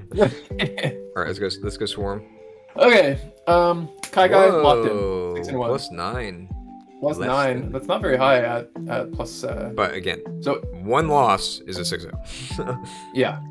Well, crazy though, he could drop all the way down to 4th place if the other 5 and 2s win. Yeah, so the worst, which is the worst pretty you much can get guaranteed, is 6 and 2, which there is nobody else can get up to 6. Yeah, so. yeah. But there are. Wait, that's great. Hold on. A lot of people fighting still for. It's because All Star doesn't have any 6s. Yeah. And they have okay. So the same number of wins is also 1 higher than here. I guess it's in Hustle it's like anybody who has 6. 5 technically not. I mean Diff it is, but like you could get that's why. Yeah, the only reason 3 compared people to are 6.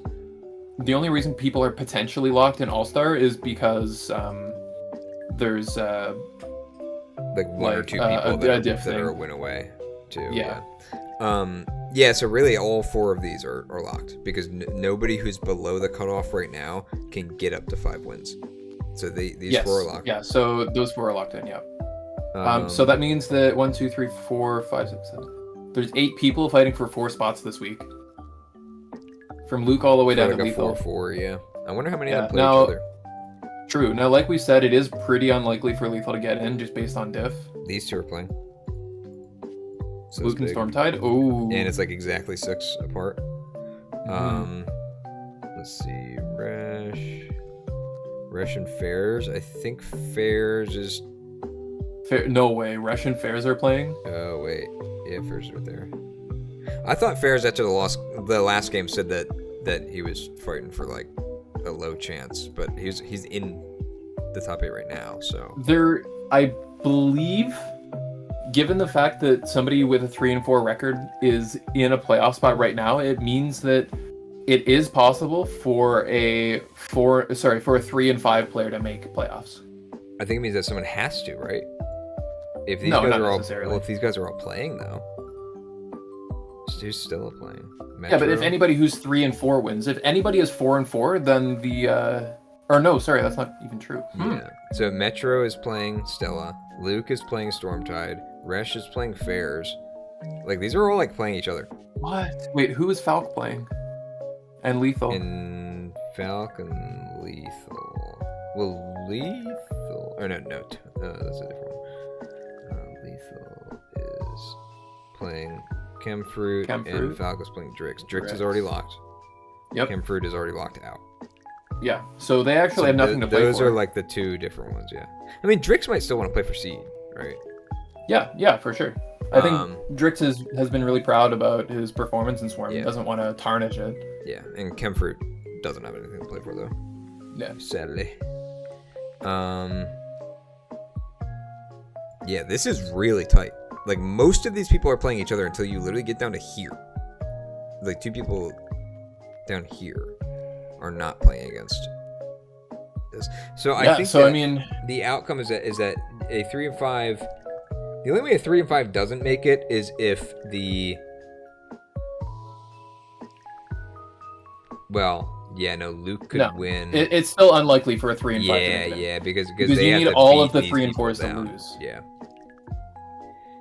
And if that's funny. Well, if any of the 3 and 4s were playing each other, then a 4-4 or a 3-5 is locked out. Yeah, but since none of them are, the only ones that are playing each other are both up here. Yeah. So actually, that guarantees or no, sorry, these two. No, one of those two losing doesn't change anything. It doesn't Yeah, change because the he's number also of 3 and people 4. with 4 wins. Yeah. Yeah. Yeah. So So if the number of players, they if the can number of lose. players with 4 wins increases, then the 3 and 5s are out. So Fairs could be in with a loss if all the other 3-4s lose, and then also Yes. have worse diffs. Yes. But technically, so could any of these people if they just have like the worse, like better diffs. Yeah. I don't think Lethal can get in with a loss. Probably not, yeah, because you're at worst -6, which is You'll be -6. Fairs will be minus. well, no, 1 with a because loss. Fairs could lose worse than -1. Or yeah, okay, so Fairs will also be -6. So the only way is if everybody loses, Fairs gets -6, and everybody else below Fairs ends with lower diff than Fairs. Yeah. Yeah. Which I mean, that's realistically, another planets aligning moment. realistically, your path, if you're lethal, is to just win your game, right? Yeah, it's a win and pray. And we said that Lethal's playing somebody who is not. Lethal's playing Chem. Chem. Okay, yeah. Anything else interesting here? This is probably the most interesting division right now. Like, these are some games to watch, for sure. If all the 3-4s lose, then Specifically. Pan is in too. No way. Well, okay, if Pan wins. But who does Pan play? Oh, PF. because Pan could be 3-5 at the end. Oh, Yeah. true. Yeah. So And same with PF. Actually, these two play each other. Whoever wins out of this could, theoretically, if all these yeah, people I guess lost, that would be also means able to that go if above them. everybody 3 and 5 and below gets 6-0'd and and Either of PF these two. 6-0s to get the +1. You don't even have to. These people don't have to be. Oh, like these people don't have to be 6-0'd. It's like if Pan wins and goes positive, and these people all lose. Yeah. True. But C2 though has to 6-0. Yeah, C2's too far down for that. It was a 6-0 and Like these has to people- 6-0 has to and 6-0 and these all everybody have do to very get- poorly as yeah. well. But Yeah. C2, I don't think can pass either of these two. One of these two has to win because they're playing each Do other. they play each other? Yeah. Oh, so yeah, C2 is out. So C2 can't get in. Okay, so Pan versus PF. That's crazy. That's a big one. Well, it's, But that's it's like a big one playing for- only if everything else goes Yeah, horribly exactly. wrong for everyone. That would Could be be big. really crazy. Yeah. And Imagine then- 14th place going into week 8 makes playoffs. that's crazy. I think that's just a repercussion of having a low sample size, though. Like, Well, only and also playing 8 having a games couple week is double very much. forfeits. Like the only reason it even looks like this, I think, is because there was a double forfeit or two, right? Yep. Yeah. So there've been a lot of double forfeits this year or this season. Yeah, it All-Star feels had like a couple too. yeah, this season in particular, this is the most forfeits and drops that we've ever seen. Well, I feel So like there's it's a less little bit drops, like worrying. because there weren't that many subs. I feel like compared. Well, There were 2 drops. for But we also 4 just didn't divisions though, for 4 divisions, I feel like 2 drops isn't actually that crazy. It's the forfeits that surprised me that there's so many of them Yeah. on people who didn't drop, Yeah, that's true. It's who definitely have like, multiple even- forfeits. Yeah, it is. I think just a factor of we have introduced a lot more players to the league. Like this season alone has double the amount of people that we had season 1, for example. So we will just be, by virtue of having more numbers, having more forfeits as well. Yeah, that makes sense. Although Um, it has been a couple people, which is a little bit worrying. That, I mean, if I'm being honest, if future NBA seasons are full up, like let's just say season 6 comes around, and we have like 80 applications, I'm not making another new division next season. Dude, but we already And I'm spoiled really that we're excited for making these 2 new more. players to join. I'm more likely to pick a new player than somebody who's been known to forfeit, you know? Yeah. Like even if they're an established NBA player, if they just don't care and they're forfeiting all the time and they say, "Oh, whoops, forgot." I'd rather gamble with somebody who I don't know but who's excited to play than have somebody who I know has a bad reputation of forfeiting, you know? It's just kind of the way that the organizing the league goes, you know? Have to be a little bit impartial sometimes. Yeah. And it's also something like, sorry, just one more thing. Like, imagine applying to another league externally that you've never applied to. You don't know many people there, but you're really excited to like try it out. You think the community is really cool, but good luck getting in because like it's full of 64 returning players. Yeah. You know, how were you ever supposed to make it like not a cliquey environment if you don't let new players in by rotating out some of the ones who are kind of flaky? You know, and so I don't want it to be the click community, because I know that some places think that we already kind of are that. Like maybe just perusing through the Stunfisk general chat or SDL general or whatever is like a bad place to get that info. But I know the people there thought the NBA was pretty clicky. Really? So, something that I want to avoid. Well, that's why we don't talk to them. True. Yeah. No.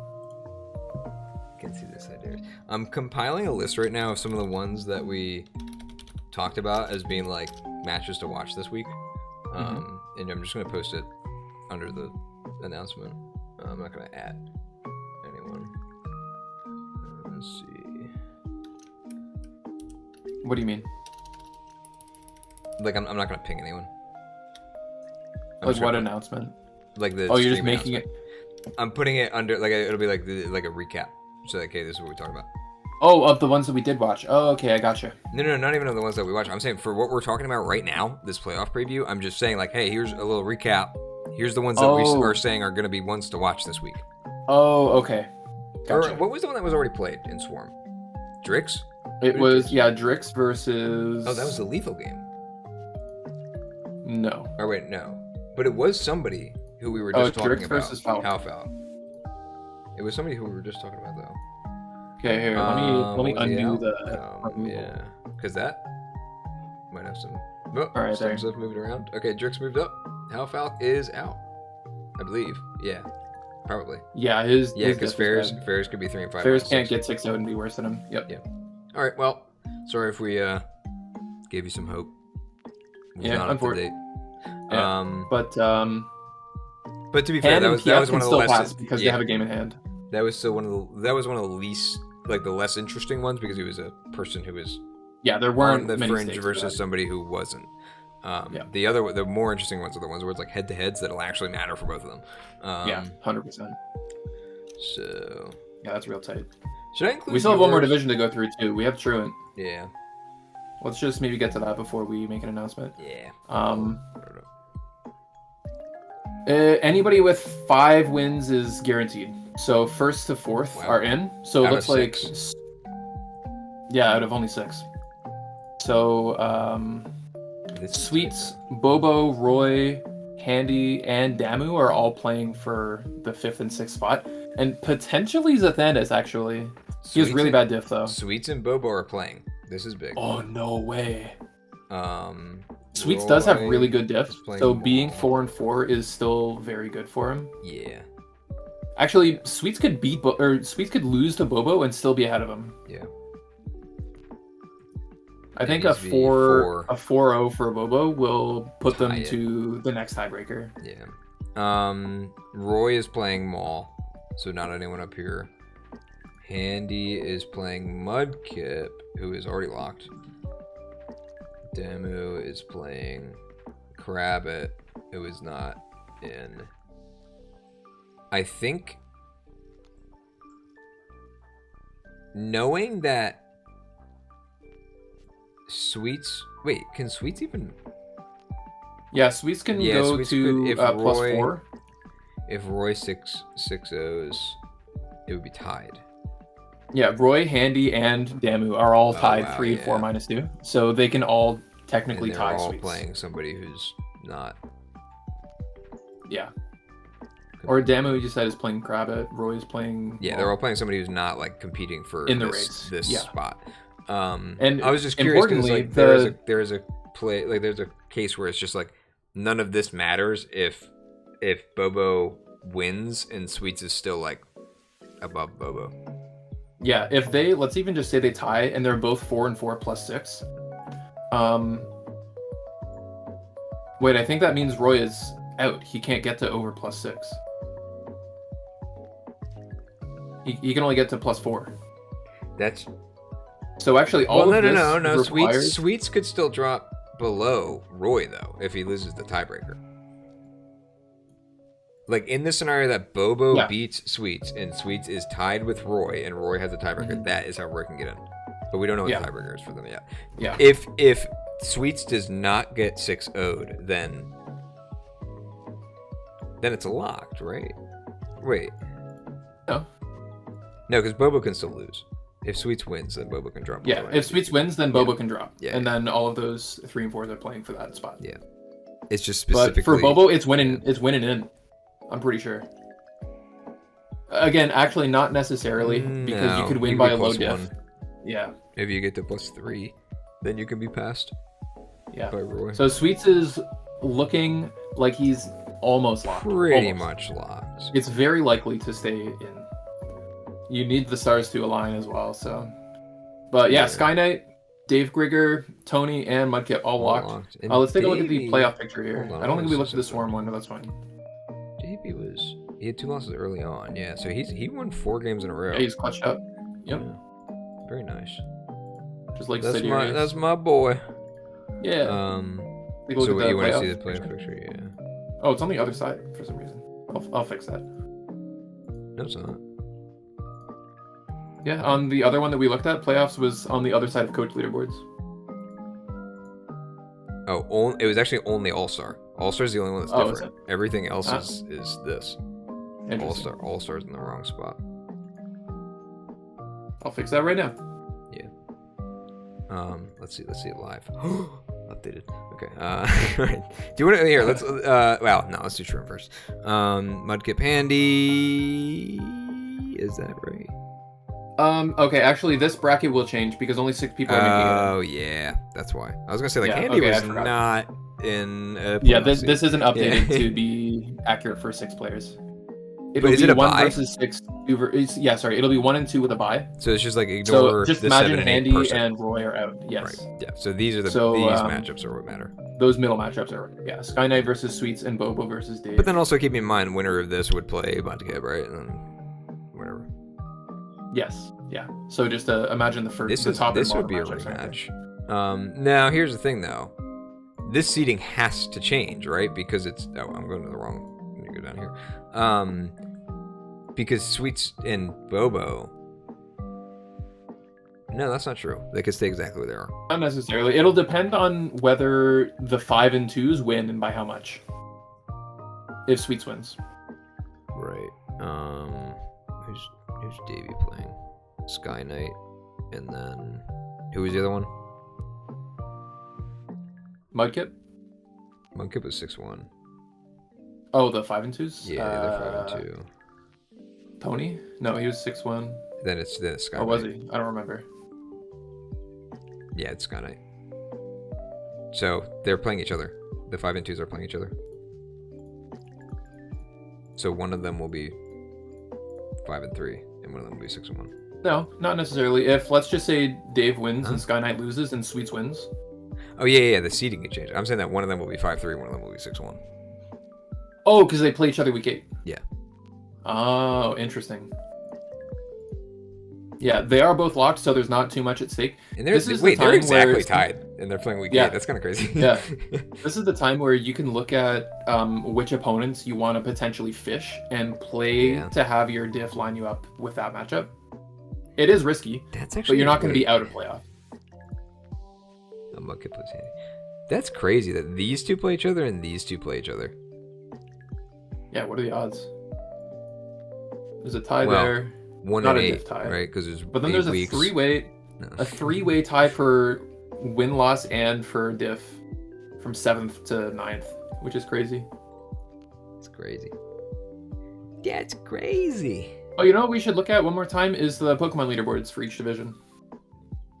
Let's do the Swarm bracket real quick first, and then we can. Oh yeah, okay. Through. This one is accurate. Yes.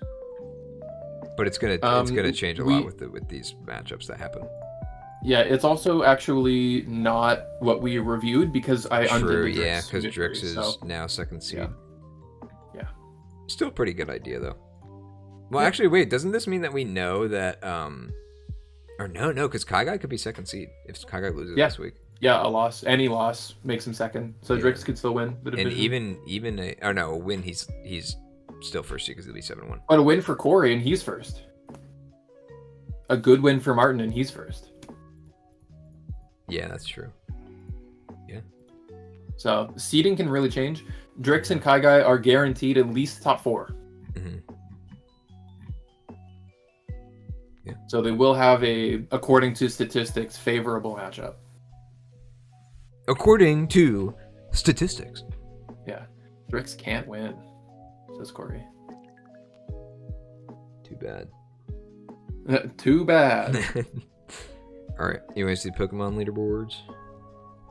This is Truant. I went back to Truant. Oopsies.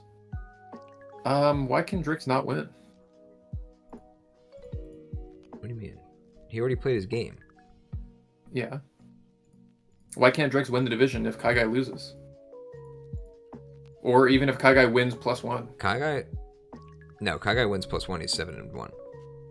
Oh, true. Okay, but if Kaigai loses, they're tied 6-2, and Kaigai will always have a lower diff than Drix if he loses. Here. Corey plays Kaigai. Oh, interesting. Wait. That's the only situation that Drix could not guaranteed win. Yeah, Drix, you're right. Drix cannot win. Because either Corey gets a win, and Corey has better diff than Drix no matter what, or Kaigai gets a win and has more wins. Oh, wow. That's like really specific. Yeah. Wow. Okay. I guess that's what you get when you're looking at it when one player has played their game and the other two haven't, because his diff won't change at this point. True. It could happen if Corey wins with -4 diff. It's possible. Yeah? Yeah. No, it's not. True. Time to throw playoffs week 1. Yeah. Now you got this, guys. It's gonna be great. Okay, so yeah, sorry, we're looking at Pokemon leaderboards. Pokemon. We still see Mega Pinsir #1. It didn't get a KO last week, so it dropped in diff. Yeah, it did SD and KDA dropped substantially. Obliterated by a power gem. Yeah. We do see, as we've seen throughout most divisions, the top 3 Terra leaders are like top 5 overall leaders. I feel like maybe we should have another category for non-Terra captains. Yeah. Like an overall one for only including Terra captains. The thing is, I don't know how to exclude certain Pokemon from the list. Like when looking at the code, you know what I mean? That's kind of why I didn't. You would almost need to like have a separate internal list that's like pulling the data from those mons from the divisions, and then only. But that's what I mean. Like the way that we track what the Terra captains are is just like a drop-down menu. We just change it, and then it changes all the graphics everywhere. No, but I'm saying you have to have a separate tab that's recording all the same stats, but then you are specifically only listing the like non.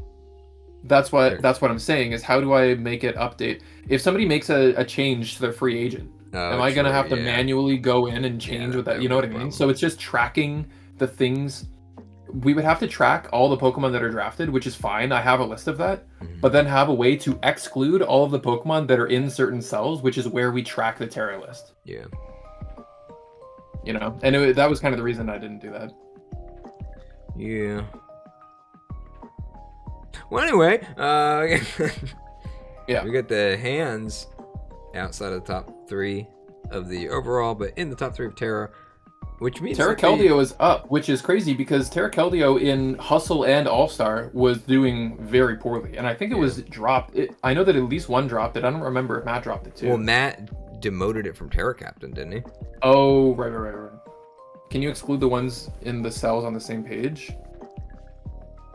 That's kind of what I'm saying, is I feel like I'd have to make I have a list of all the Terra captains that like only pulls from where the Terra captains are tracked. Okay, so the list is basically it adds certain cells to a list that it then compiles into one array formula. And then it takes all of those, compares it with their their diff and their KOs and stuff, and sorts them based on KOs. Yeah. And then there's like a point system based on like it sorts them based on KOs, and then it subtracts points from their feints and things like that. Yeah, you would have to have another list that's like manually filled out of everything that's not a Terra Captain, like how you have it for the drop down with the Terra Captains. There might be a way to just, because I have a list for the overall, which is just every Pokemon drafted, and I have a list for the Terra, which is just finding all of the Terra Captains and putting them in a list. So maybe there's a way to make it so that it compares one list to the other and removes duplicates. Right. I think that probably, I'm sure there's a way to do that. Would be the best way that I can think of, but I just don't know how to do that. So I would just have to look up ways to do that, which who knows. Anyways, enough about the back end of the draft talk. Floyd just coming up in some kills. Yeah, I think somebody forfeited against Tony and Florges was out, so it got a bunch of KOs. Yeah. Hold on, what? I don't remember. Oh no, you know what that was? That was Monkey Boy. No, that was Monkey Boy versus Gensuzu, where Monkey Boy accidentally terra'd his Aerodactyl. That he changed. It used to be a Terra Captain. He dropped it from being a Terra Captain and then still terra'd it early. So Gensuzu's Shaman that was out when the forfeit happened got all 6 KOs. Crazy. Now I'm thinking of probably gonna be on the leaderboard. I'm thinking of, I mean, maybe spoiler of Sid's Clodsire. This one got a bunch of forfeit kills as well. Yeah, true. Crazy enough, the Shaman is not on the list in All Star. That's insane. Wait, is it on the Terra list? Wait, maybe it didn't get 6 KOs then. Hold on. Oh, you know what? There's 3 kills. I remember. Wait, a forfeit loss doesn't... No, we were going to award it the KOs. We changed it. Yeah. So it was just a 3-0, like, it would just be a regular forfeit loss at that point. Yeah, it was just a forfeit loss. Yeah. Yeah. I forgot. So, yeah, we were going to award it all the KOs. We changed it. Yeah. Moltres up in the top 5 Terra Caps is... Yeah. Pretty cool. It's better than Staka, but I guess it is sharing the spotlight with Staka because they're on the same team. They both have 8 KOs. Mm-hmm. Moltres has just died less. Yeah. All right. Well, let's look at Swarm. Wait, was that Prim plus 10? Dave's Prim hasn't fainted. Where is it? Oh, and none. It's 6th, sorry. That's crazy. Did he just not bring it to his 2 losses? Guess not. Yeah. Wait, hold on. I feel like that's a one that you bring to most games, though. No, he didn't bring it. Huh. 100% win rate with Prim. Yeah. Good monolith. Yeah. Unlike a Zoomerall. Yeah, well, screw that one. All right, very interesting. On 1-2 Swarm. Oh. A 1-1. Yeah, we should. Dude, it's 1-1 down to the first Mega. Yeah, that's crazy. 6th place. That's crazy. And then after that, it's another tie. If we're taking out the Mega, who literally can't be a Terra Captain. Yeah, and then Gouging Fire, and then another Terra Cap, and then another Terra Cap. Yeah, but then there's a break because Garg actually isn't anywhere near the top. Yeah. It's an 18th. But these are all Terra banned. But it's weird. Why is there a giant gap from 9th to 8th in Terra? There's 7 KOs. There's no Terra Captains with 8 or 9 KOs. But there's a whole bunch for 10 plus. It's because they're all Terra banned mons that are like pulling that weight instead. True. Yeah, there are a lot of 8 and 9 mons. That like are Mega, Terra banned, Terra banned. Yep. Yeah. Terra banned, and then So it's like the only mons that are in this leaderboard that aren't Terra Captains are literally Terra banned. Yeah. Well, for a good reason. I think it's good to see that the mons that would just be better with Terra are already good enough without it. They don't need it. Is Coco's Terra legal, but it doesn't really 19th place is the first Terra legal mon that is not a Terra captain in the overall leaderboard. Yeah, crazy. Wild. Yeah, that's insane. Okay, I don't even think there's that much to talk about here. It's just the same. No, there's not too much, honestly. Yeah. Oh, look, the same top 2. These ones. But it's non-Terra Quack now. I think Quack used to be a captain though, if I remember correctly, and then it was changed. Yeah, and didn't we talk about saying that we should find a way to track that so that we aren't like giving awards? Yeah, it's just kind of tough to like. You'd have to track every Pokemon as like Quack Terra, and then change it from from Quack Terra to just Quack. Tactical but then like, Quack. are you really gonna remove all of the like work that it did through the season if you like change it at the deadline kind of deal? You know.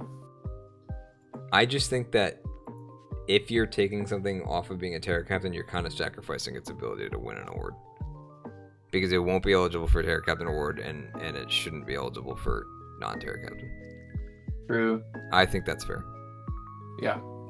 Which is whatever. I mean, awards are so like you can play to get some of the like funny, silly awards, but I don't think anybody who's like competing for playoffs actually cares that much. It's like if it happens, it happens. Well, yeah, last place is the most important one. True, but you're not going to handicap yourself or your team or your like performance to go out of your way and win an award, right? Yeah. Like if you actually legitimately think that Terra Quack is worse than something else, just change it, and who cares about the award?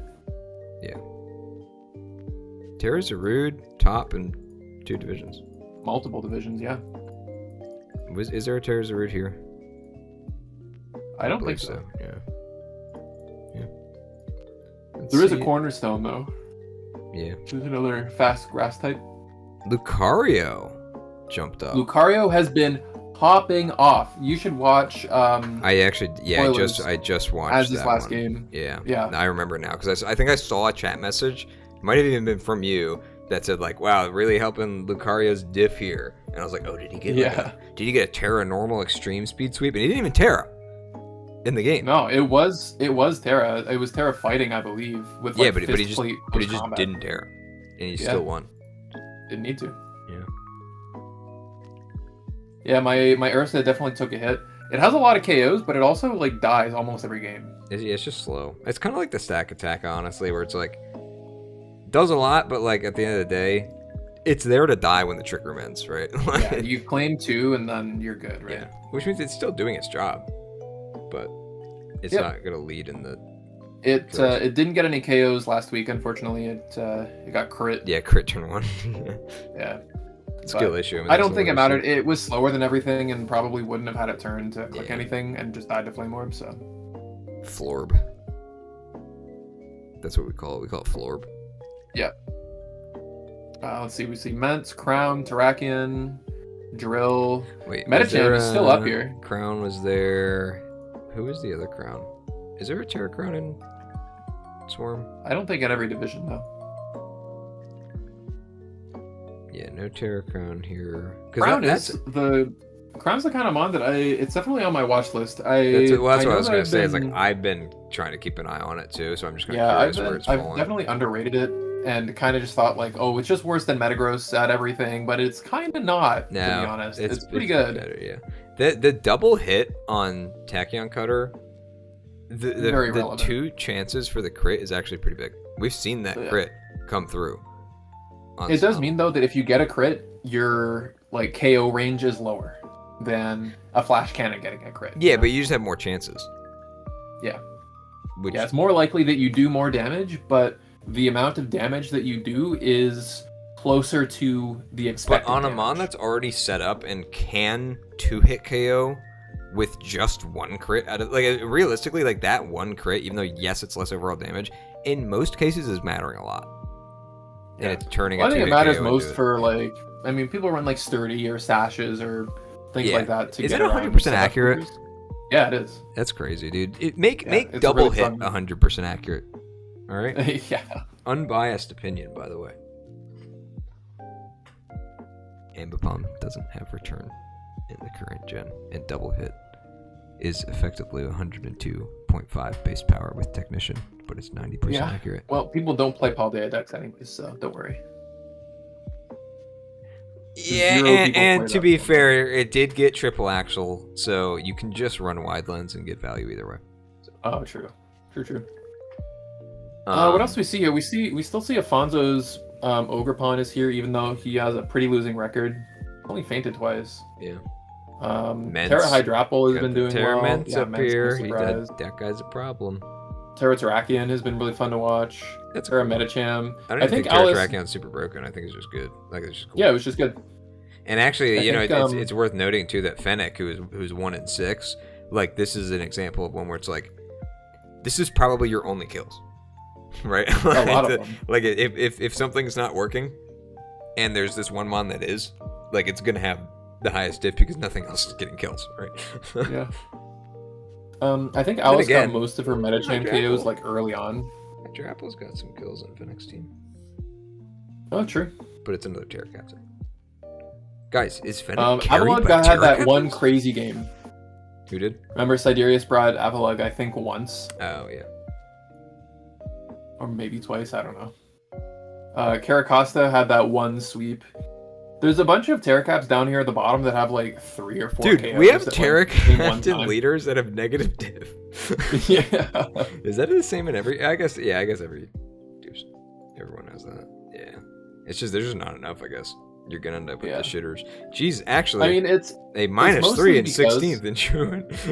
Oh damn! It wait. We got some negative diffs in like top 11.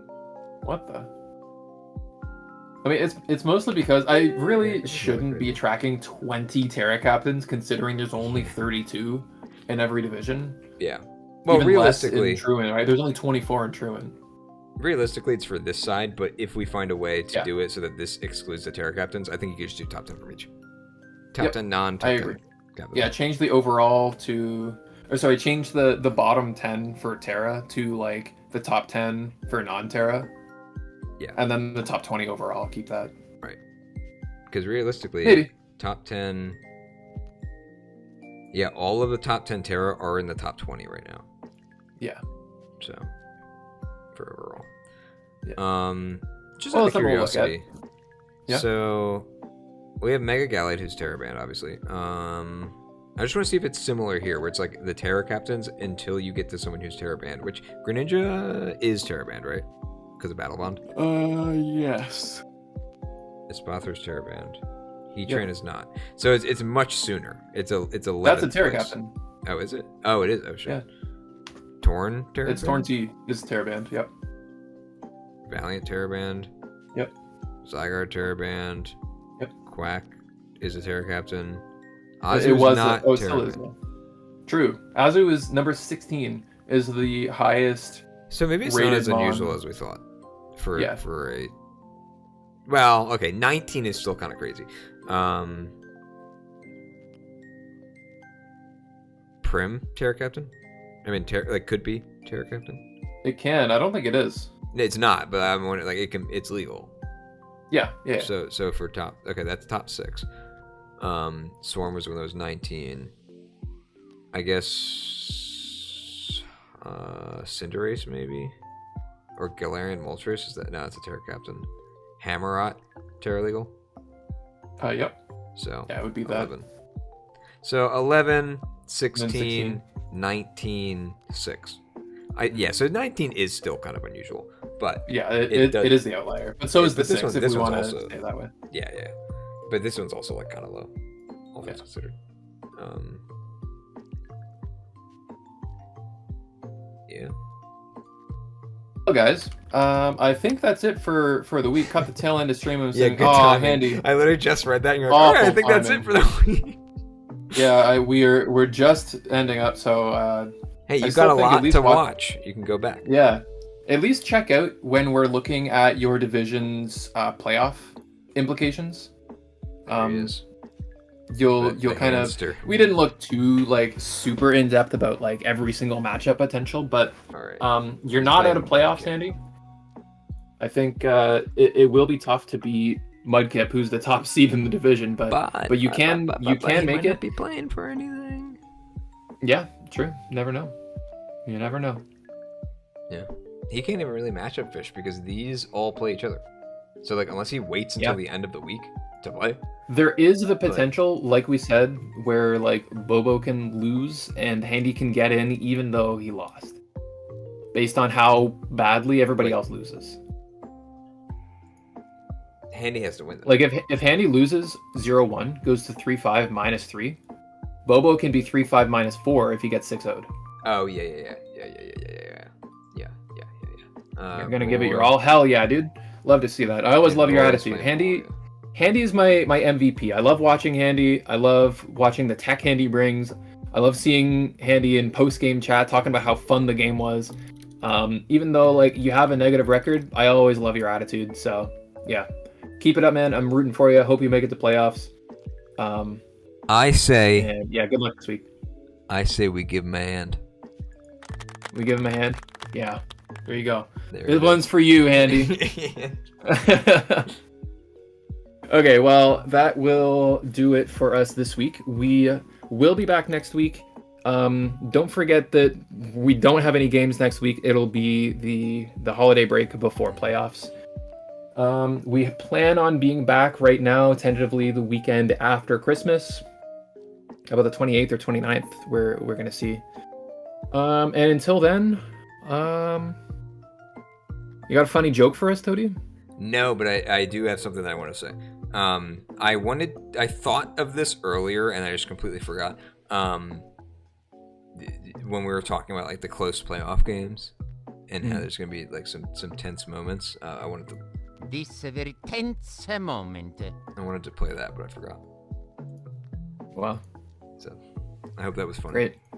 Yeah. Okay. Well, as we're, I guess you'll play me out with. Cut me off when it's a good time. Yeah.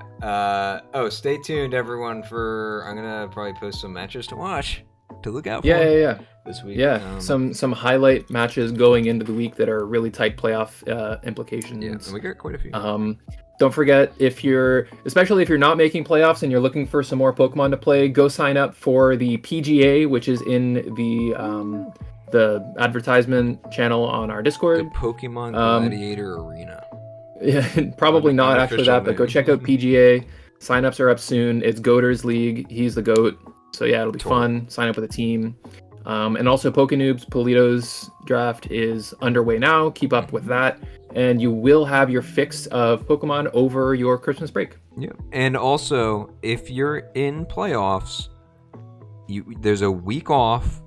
I would recommend, if you haven't already arranged with a skirmish buddy, to do some matches, stay warm with that, because sometimes when you're playing week to week, and then you take a week off, then you can kind of be a little rusty going in. I would definitely recommend to anyone who is in the playoffs to keep themselves sharp and try to do a couple practice matches before. Maybe a couple 24v24v24v24s. Yeah.